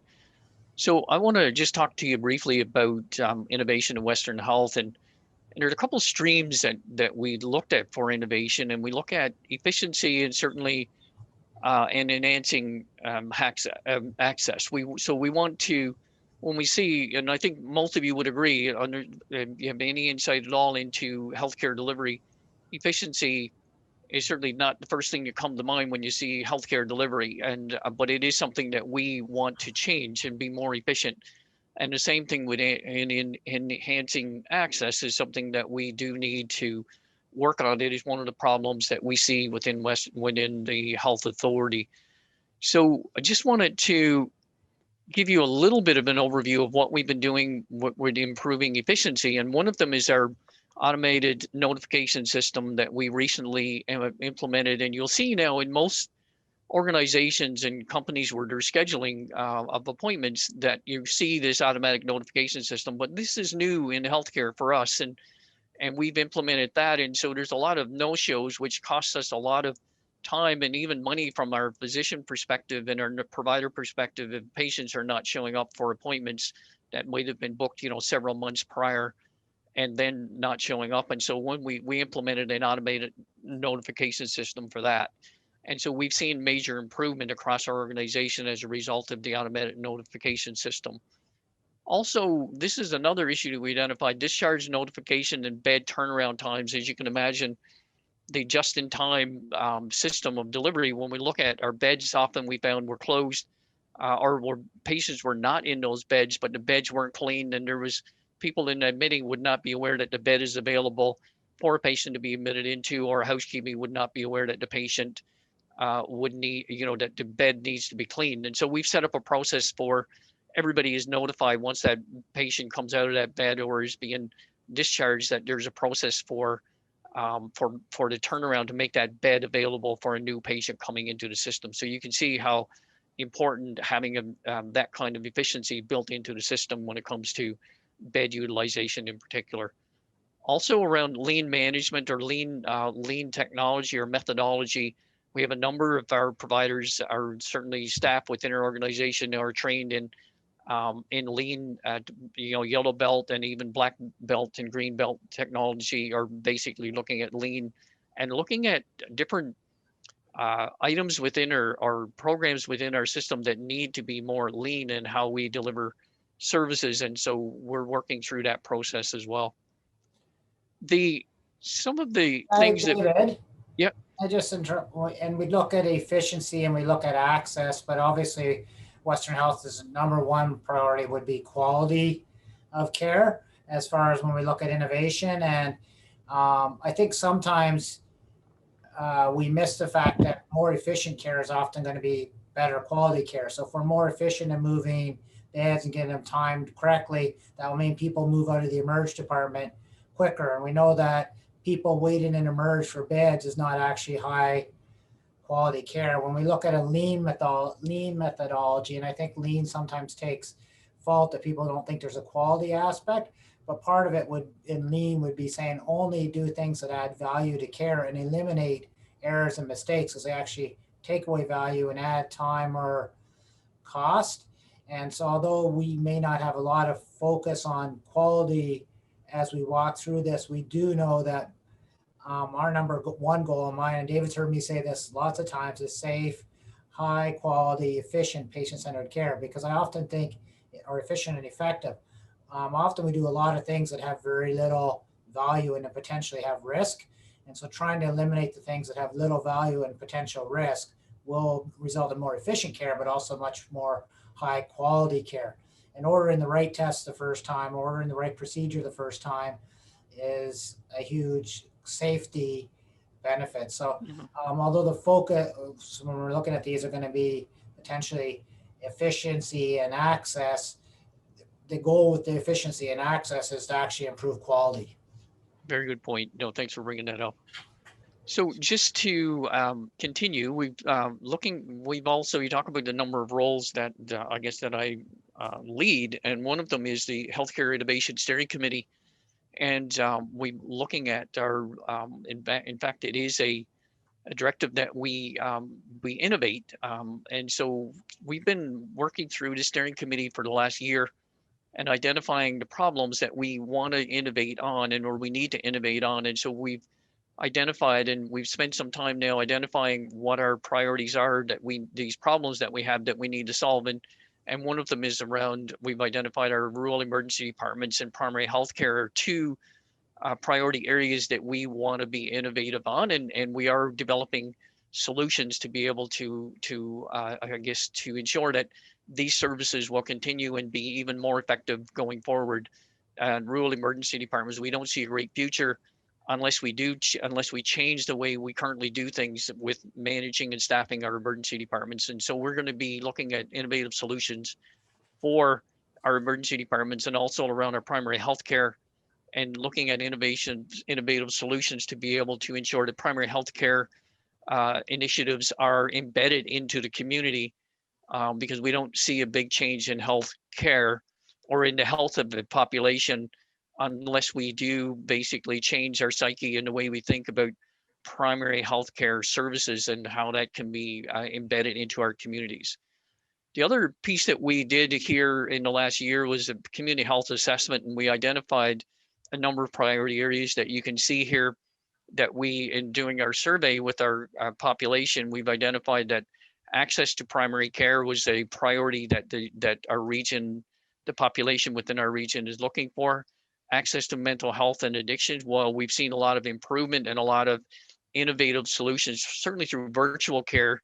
We see that we still have a long way to go as it relates to improving mental health and addiction services. Also, access to specialist care, and we're doing work around that, and we've identified that that is a need. And community paramedicine, interestingly, was identified within the population as getting paramedics more involved in the community activities within the communities where we have ambulance operations or paramedics. And also recruitment and retention of professionals, medical professionals, is another piece that we do need to find solutions to. And that is basically what you're looking at is our bucket list of items that we will be working on, and some of the things and I'll give you some examples of how we're dealing with some of these issues as I move through this presentation. One of the things that we're very proud of is to work with the College of the North Atlantic to conduct a geostatistical data analysis. And we started it with the Deer Lake White Bay area to develop I guess we were looking at what types of visitations or people are coming from those rural areas coming into for health services, what types of services are they coming into and which facilities are they coming to. And we've developed a software analysis tool with the College of the North Atlantic, and we've been analyzing 3 years of data and to be able to tell us exactly what the problems are within our community and what issues do we need to address or what innovative solutions do we need to apply to make sure that individuals have access to the care that they need. So we're excited about what this can do for us with the College of the North Atlantic, and we've got and we can take any of our data from any of our across our whole region now and pump it into this software and to be able to tell us exactly what what types of services our population needs, and then we can certainly develop solutions to ensure that there's ease of access for those services. We've also established a virtual care working group, and we've developed a plan for improving access to primary care. And one of the methods that we're looking at doing this is through a health neighborhood, health home model or concept. And what that means is that we will have, and we've started implementing a number of these items here. When we look at this health home model, is we would have enhanced access through same-day scheduling. For example, you can get an appointment the same day. Virtual care where appropriate, walk-in clinics. Of course, that's been shut down certainly as a result of the pandemic, but we do see that an end to the pandemic in the future. We will open up to walk-in clinics and group visits, home visits, e-consults, remote patient monitoring, where we can monitor individuals from their own home and be able to do different monitoring and make interventions from, virtually as well. And also the personal electronic health record or patient portal is another component that we are working on to implement across our region. region. So just a little bit about the innovation that we're using here is around the health neighborhood. And so we're using the health neighborhood is defined as a geographical area. And you see in Western Health, we have 7 neighborhoods now that we've identified typically where they were primary healthcare areas. We are now rebranding this as to the health neighborhoods. And so you can see there's 7 health neighborhoods across Western Health from Port Saunders all the way over to Burgeo and Ramia. And within that, we also have these health homes, which was formerly known as clinics. And basically, these are health homes. And so the client would be attached to a health home as opposed to being attached necessarily to a provider. And so you can, and I'll talk to you a little bit about what that means for you as an individual as we try to deliver better primary care. Recently, we've implemented a central client intake process, and this doesn't sound innovative, but when you look at it, we identified that across our region there was no opportunity. If you were without a family doctor, there was no opportunity for you to be able to really find a family doctor, and so there was no real clear process on how to do that. And so we've started a website where we can basically have a central wait listing. Now you can go to our website and you can fill in an application right onto our website and we will assign that to a health neighborhood. And then we're working with our healthcare providers to accept clients from this centralized wait list. And we've also, in each neighborhood, you will understand we'll have a health hub. We'll have a hub within that where we can do enhanced services such as diabetic education and all the different other types of services that you would see across a major center. Also with this, we want to offer open virtual appointments we see in those health neighborhoods and health homes with in-person appointments for clients who do not have a primary care provider, even though our vision is to have everyone would have a provider or be attached to a home so that they would have access to care whenever they need it. And this is significant here is to have every resident attached to a health home, because once you're attached to a health home, even if that provider leaves, we would have a responsibility to ensure that you have a provider, access to a provider for a care that you need. So you wouldn't be scrambling trying to find another physician because that physician is left or the nurse practitioner is left. So we've launched a website, as I indicated. We have a central wait list started now, and we're collaborating with our family practice network to have our fee-for-service clinics participating in this, and that all of our clinics will be taking from a central wait list. And we're also exploring opportunities for virtual care and access for unattached patients. So just a little bit about on some of the things that we've seen as a result of the pandemic and some of the things that Dennis referred to. We've been involved in telehealth for a long, long time, but certainly with the pandemic, we've seen this explode. We have 35 regional telehealth sites across the Western Health Authority that you can link into and go to any of those sites and to be able to link into a telehealth services. Since the pandemic, we've implemented over 100 iPads are deployed throughout Western Health for virtual visits, and it's also used to support family-centered care. So you can also visit with families through this system. Also, we've established virtual care is offered throughout all of our clinics. Virtual care is offered where appropriate.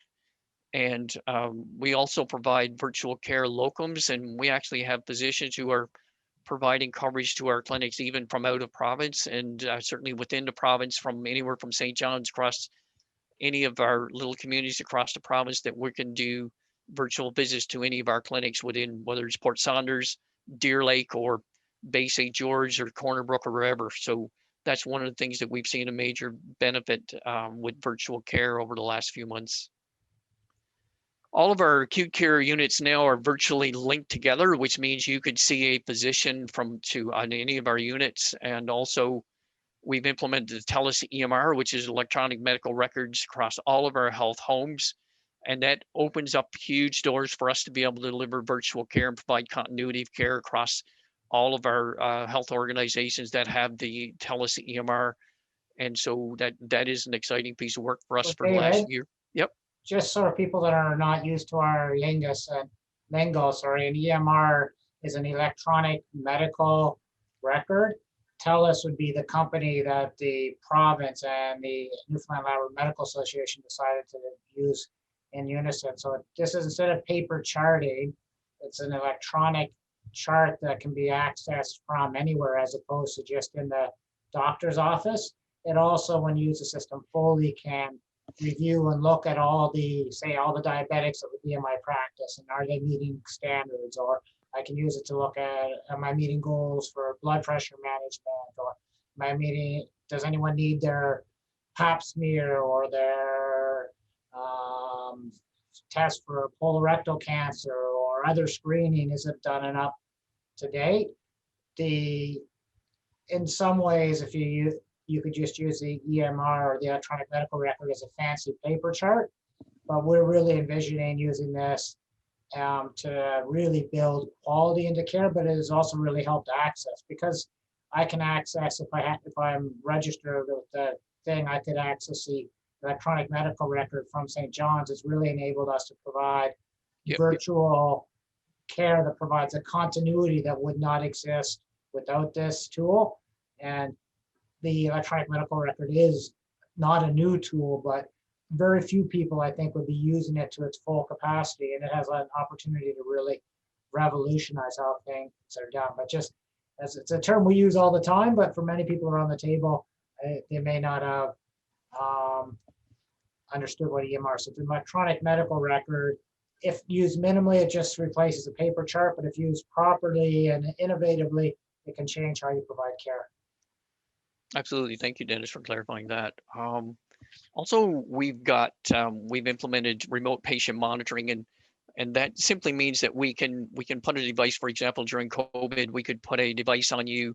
We can monitor your oxygen saturation, your cardiac rhythm, and different components, and also link you straight in through video through this system. And so we could communicate with you face to face through video.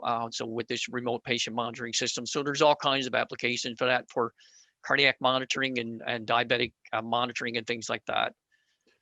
Also, we've implemented community paramedicine as the public was asking of us, and we have a number of paramedics that for blood collection in Pollards Point and Hampton right now, which is two separate ambulance systems right there, but we do blood collection using paramedics, which is brand new, and I think probably the first ever in the province of Newfoundland and Labrador. Also, we've established a patient transfer service, and if you notice, probably in the news in the last few days with some of the red alerts that have been happening across Eastern Health in particular, we saw this coming for a number of years, and we implemented a patient transfer service so that we could basically reduce some of the pressure on our ambulance operations, and where patient can be transported in a stretcher or wheelchair without having to use up the ambulance resources. So that's been very successful for us. This one here I alluded to earlier, we developed an ambulance dispatch and management system. So this is a software program that was developed in-house by Western Health staff, and basically it's a coordination system for patient transfers, coordinating all of our ambulances. We have 35 ambulances doing anywhere from 30 to 40 transfers a day within our system.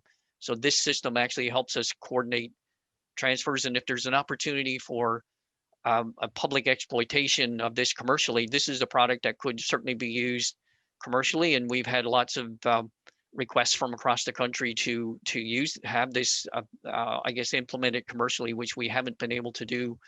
I'd be excited to work with some entrepreneur to be able to move this piece forward as well. The RHA ambulances are all linked to our emergency departments now using video links, and so basically you can, the same as I guess our telehealth system basically is on the ambulances, so our paramedics can actually do basically link into a physician mid-emerge while they're providing care in a home or anywhere in a remote location. Also, diabetic education services are located at our rural health homes. We have a number of, all of our personal care homes are linked virtually now, so which means you can see a physician. So if you have your residents that are in a personal care home can just do virtual visits to their providers using our iPads that we put into all of our personal care homes. We also established a virtual home in Cox's Cove, and we're testing diagnostic tools now so that we can do blood pressure and different vital signs and otoscopes and things like that to look in people's ears and mouth and things like that, so that we can be able to do this virtually. And that again loads back up to the electronic medical records.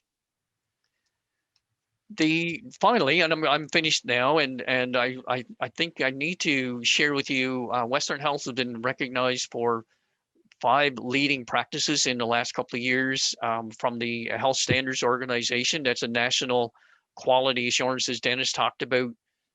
So we've been recognized for 5 leading practices. That means that these are healthcare that is leading the country, and so we've and I'll just list them off there quite quickly, and I'll close.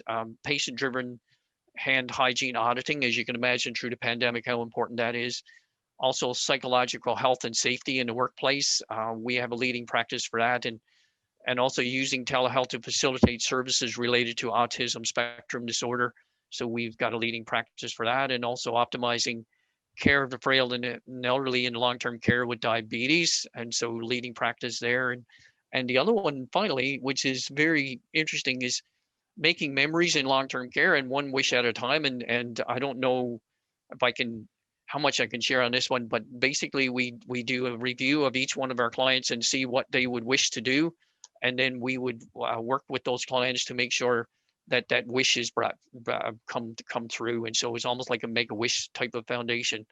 And so it's been really good, and so we're really excited to share those types of things with you. So I don't know if you have any other questions, or if there's any questions. I'm certainly, I know I've eaten up a lot of your time, and thank you for the opportunity to I present. just got a couple last minute comments, David. And even as I listen to slides and as I listen to other people, when you look at innovation, I guess the first thing you need to do is look at your question. In my opinion, is look at what the question is or what our needs. So in our case, we did community health assessments, because who's better to tell us our needs in the community that we're trying to serve. But we'd also meet with other stakeholders, whether it's directors, physicians, or other people, to get an idea what are their needs. And then we really try to find a solution. So we do a planning session, and we Western Health uses a plan, do, study, act. So we plan. So what is our improvement goals? What do we want to happen, predict it, what cycle and how we'll make it happen, and decide what data to gather. Then we would try to implement it and carry out the changes, continue to gather data. We would study afterwards the changes and did they get the results that we needed and wanted, and then we would go back and act and make changes again. So I do think it's important that when you're looking at innovation, is defining your problem that you want and then biting off parts to fix that. So there's lots of little things that David mentioned. Some of these aren't actually that little, but they still are little when the grand scheme of access, and biting off it. Our problem is access, and trying to bite off different ways to improve access, whether it's virtual, whether it's through paramedicine, whether it's through an electronic medical record, whether it's through same-day bookings, whether it's through walk-in type clinics. And many of these are not new ideas, but they were new for the people here. And so our problem's access, and these are the things we're going to do, and then we'll revisit and look at them.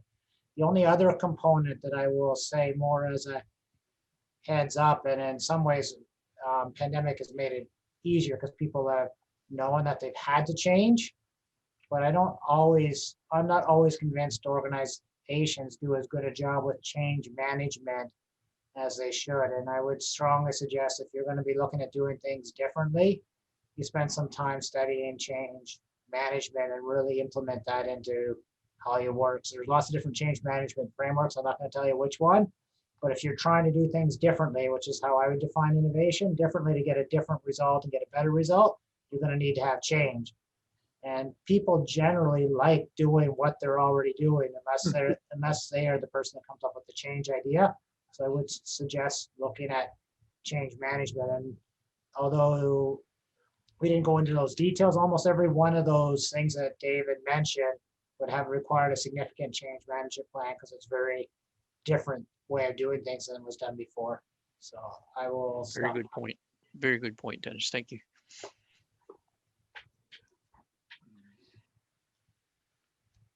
So yeah, I don't know if there's any questions. I know we put a lot out there and threw a lot out there in a short period of time, but Yeah, so we're wide open. If there's anybody have any discussions or any comments that they want to make later, certainly reach out to us. Yeah, so we have a number of comments in the chat. It seems like this was really edifying for folks. And it was extremely interesting for me, especially hearing sort of the invitation to work with entrepreneurs and that Western Health is open to that. That was very exciting. Hearing your thoughts about the electronic medical record, tremendously interesting. At Bounce, we work a lot with NILCHI, we work a lot with Eastern Health, and we really see the potential of data and of working with big data and how that can make meaningful changes. And also love the comment about making the beds. It's so funny how we often think in these very sort of, grandiose terms about improvement in technology in healthcare, but sometimes it can be as simple as making a bed a little bit quicker. So we have a whole bunch of comments in here. So maybe we can start. And Joan, if you're comfortable, would you like to ask your question? Yeah, I practice a lot down the coast in Port au Choix. A lot of my patients are there, and we can't get hold of the family doctor down there if they need x-rays or referrals or things like this. So is there a way that these patients can access the health home now for medical care?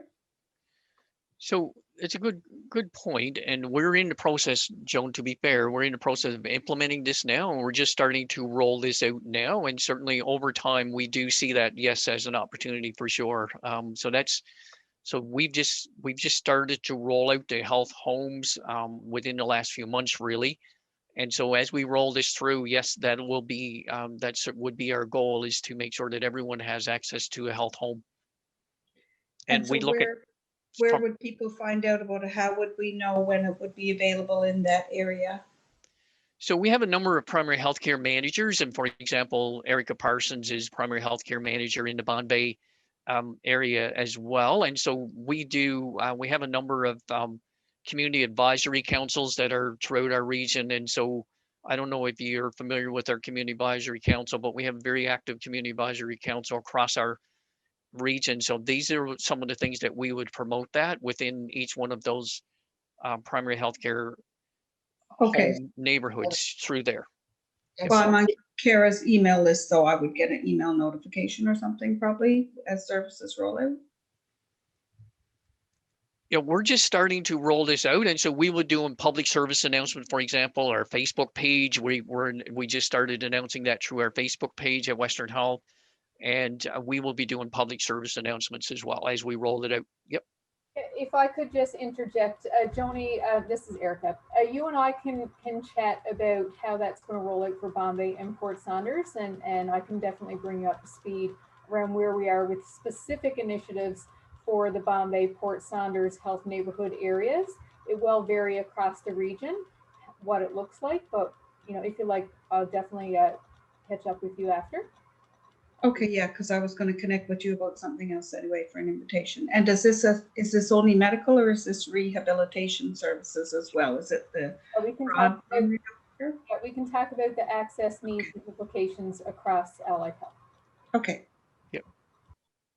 All right. I also have a question here from Nicholas Tom. So Nicholas, I don't know if you'd like to ask your question or if you'd like for me to go ahead and read it out. I can ask it, and it's totally okay. So I found the Atom system kind of cool. So does the Atom or the ambulance system connects ambulances between multiple communities, or is it if so, like, are they designated by like their supposed like health regions that you identify, like the 7 Correct. of them, or does it like expand all across the Western Health region? It expands across the whole Western Health region, but we have like 14 different ambulance services within Western Health. And so, but all of these are linked into that system, and a number of vehicles that they have are all linked into this system. So, it's an order entry system. So it's basically a patient management system as well, where if an individual needs to be transported from Corner Brook, for example, to Port aux Basques, or from Port aux Basques to Corner Brook or wherever, then wherever that request, usually a nurse on the floor puts that request in through the electronic system. It shows up here at our dispatch center, all of the demographics, where the patient is going, what their patient needs are, what the escort level would be for that individual, any sort of, if they have infectious diseases or if they have anything that basically just pops up on the screen, and the paramedics can we have a dispatcher that clicks on that and sends that over to the provider that is already identified for that particular area. So it's a huge, and I'm excited about your interest in it, because it is something that is internationally. Basically, we've had people from all over certainly not all over the US would be an overstatement, but we've had people from the US and Canada that are interested in that type of system. There's no other system in the country or in North America that we can find like it. No, because like a lot of the communities that we're working in now, like a lot of those ambulances are kind of like community based, especially because like either it's like somebody randomly has like a ambulance that they supply to the town or somewhere else. It's like it's just not as government forward and officiated as it is in the bigger centers, at least. So I find it really interesting that you're connecting all those communities, especially where they can get all of these community ambulance services are linked into this system. Yeah. Okay, cool. They are. Great. We also have a very interesting question from Stephanie Lip. Stephanie, I don't know if you'd like to read your question or if you'd like me to go ahead. I can ask it. Yeah. Hello. During our discussions in the breakout session, we were talking again and again about education regarding food and nutrition and how it relates to preventative care and reducing illnesses that we can prevent, and separating that from the ones that are more acute. And I was just wondering about how the farm to healthcare program is going, and is it viable? Do you think it will be spreading to other regions, and can this be grown with the participation of more primary growers on the island? Yeah, I don't think that question is for me, as I understand it. I know a little bit about the farm to healthcare table initiative, if you'd like me to. Sure, that would be great, Eric, if you could, because there's something I'm not familiar with. Yeah, so Western Health partnered with a couple different farms on the Western region to get fresh produce to incorporate into their cafeteria menu items, as well as to provide access to purchase some farm fresh produce from our cafeterias. We also have an initiative where we're rolling out hydroponic kits to various health center cafeterias to grow fresh produce and incorporate into the cafeteria menu items in our more rural centers. So that is a project that's in partnership with our health promotion department and our nutrition services department. Last when I was engaged with it, it was going quite well. I think there were a few successes with it. I would imagine that COVID has impacted some of that. I know that at our rural sites with the hydroponics and things, the requirements, have changed. If you are interested in getting more specific information, I can definitely get you in touch with the two individuals in our organization who are leading that initiative. I don't have, more recent information around how it's going, but I can definitely provide you with their contact information and connect you with them. That'd be great. Thank you. Yeah, as a primary grower, it's something I would be really interested and excited to participate in, to get, healthy food to the people who need it the most. For sure. Excellent. So we have one last question from June. June is one of our up and coming entrepreneurs. She actually is the lead for two different kinds of businesses that are very focused on sort of healthcare, digitizing healthcare more generally. And she wants to know, Dennis and David, how can I connect with you? Well, we're on the website. Certainly our emails are on our Western Health website, but my email address is davidbuckle@westernhealth.nl.ca. So certainly you can send me an email, and we'd certainly love to chat. And you can see June in the corner. She just turned on her camera. And my email is dennisrash@westernhealth.nl.ca, so I can be reached that way. All right, excellent, everyone. So thank you so much. Thank you, everyone, for participating. We're sort of coming to the end of our program now, but before we do, I'm going to let you know that we're actually going to be, once we do, Alison and I will do all of our many thank yous, but we're going to be moving over to the Hopin platform, which you may or may not have registered on that platform. And one of the things that Hopin offers is one-to-one networking. So essentially, if you navigate to Hopin, you go into the event, you'll see on the right-hand side of your screen, or sorry, the left-hand side of your screen is a button that says network. And what will happen is everybody who chooses to log in there, and you'll see there's a link you can click in the chat once we're all done here. If you click that networking button on the left-hand side of your screen, you'll be paired one-to-one for 3 minutes at a time with everybody in the room. So it's just kind of like a post-conference coffee where you'd stand around and exchange business cards with people, only it's the digital version. So if you want to check that out, if you want to be paired one-to-one with me or with any of the other folks in the room, once we do our thank yous and goodbyes, I encourage you to navigate on over to Hopin. Look to the left-hand side of your screen. You'll see a button that says networking and hit that button. So that being said, I think I'll hand it over to Alison to take us away. All right, just want to say thank you to everyone who joined us today, and thank you for your patience in dealing with the unexpected glitches that happened. Special thank you to our presenters and our panelists. Lots of really interesting things happening in the region. Thank you to our moderators for volunteering your time to take those key insights from the breakout sessions. And thank you to everyone for participating and coming and having your voice heard today and listening to all of these wonderful, wonderful stories that are happening right now. We'd also like to thank once again our sponsors and our funders and our partners without whom this would not be possible. And just I think that's about it, but just a reminder as well that a feedback form will be sent out to everybody. So we do encourage you to complete that if you can.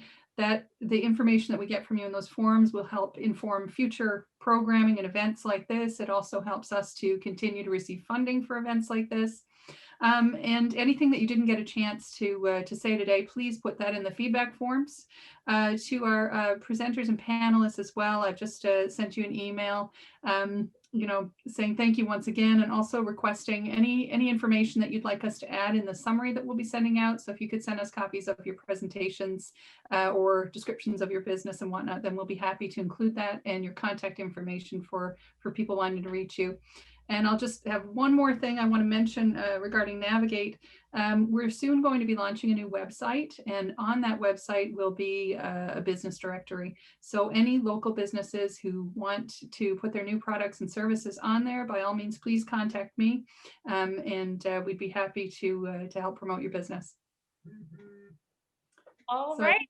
We'll move on over to Hopin. So yes, for anyone who's interested, move on over to Hopin, click the link in the chat. That will take you over to the event. Enter that event on the left-hand side. You'll see networking function. So if you want to have a chance to chat one-on-one, you have 3 minutes at a time, and then it boots you out. So you better get your chatting done in that 3 minutes, but really good opportunity to exchange contact information and just learn a little bit more about the folks who've been here today. So navigate over to Hopin if you're interested in that. And thanks so much from Bounce Health Innovation, from Navigate. Thanks to all of our sponsors. And it was a tremendously, tremendously interesting day. So looking forward to connecting with all of you over on Hopin. Bye, everybody. Bye. Bye. Thank you so much, everyone. See you on Hopin.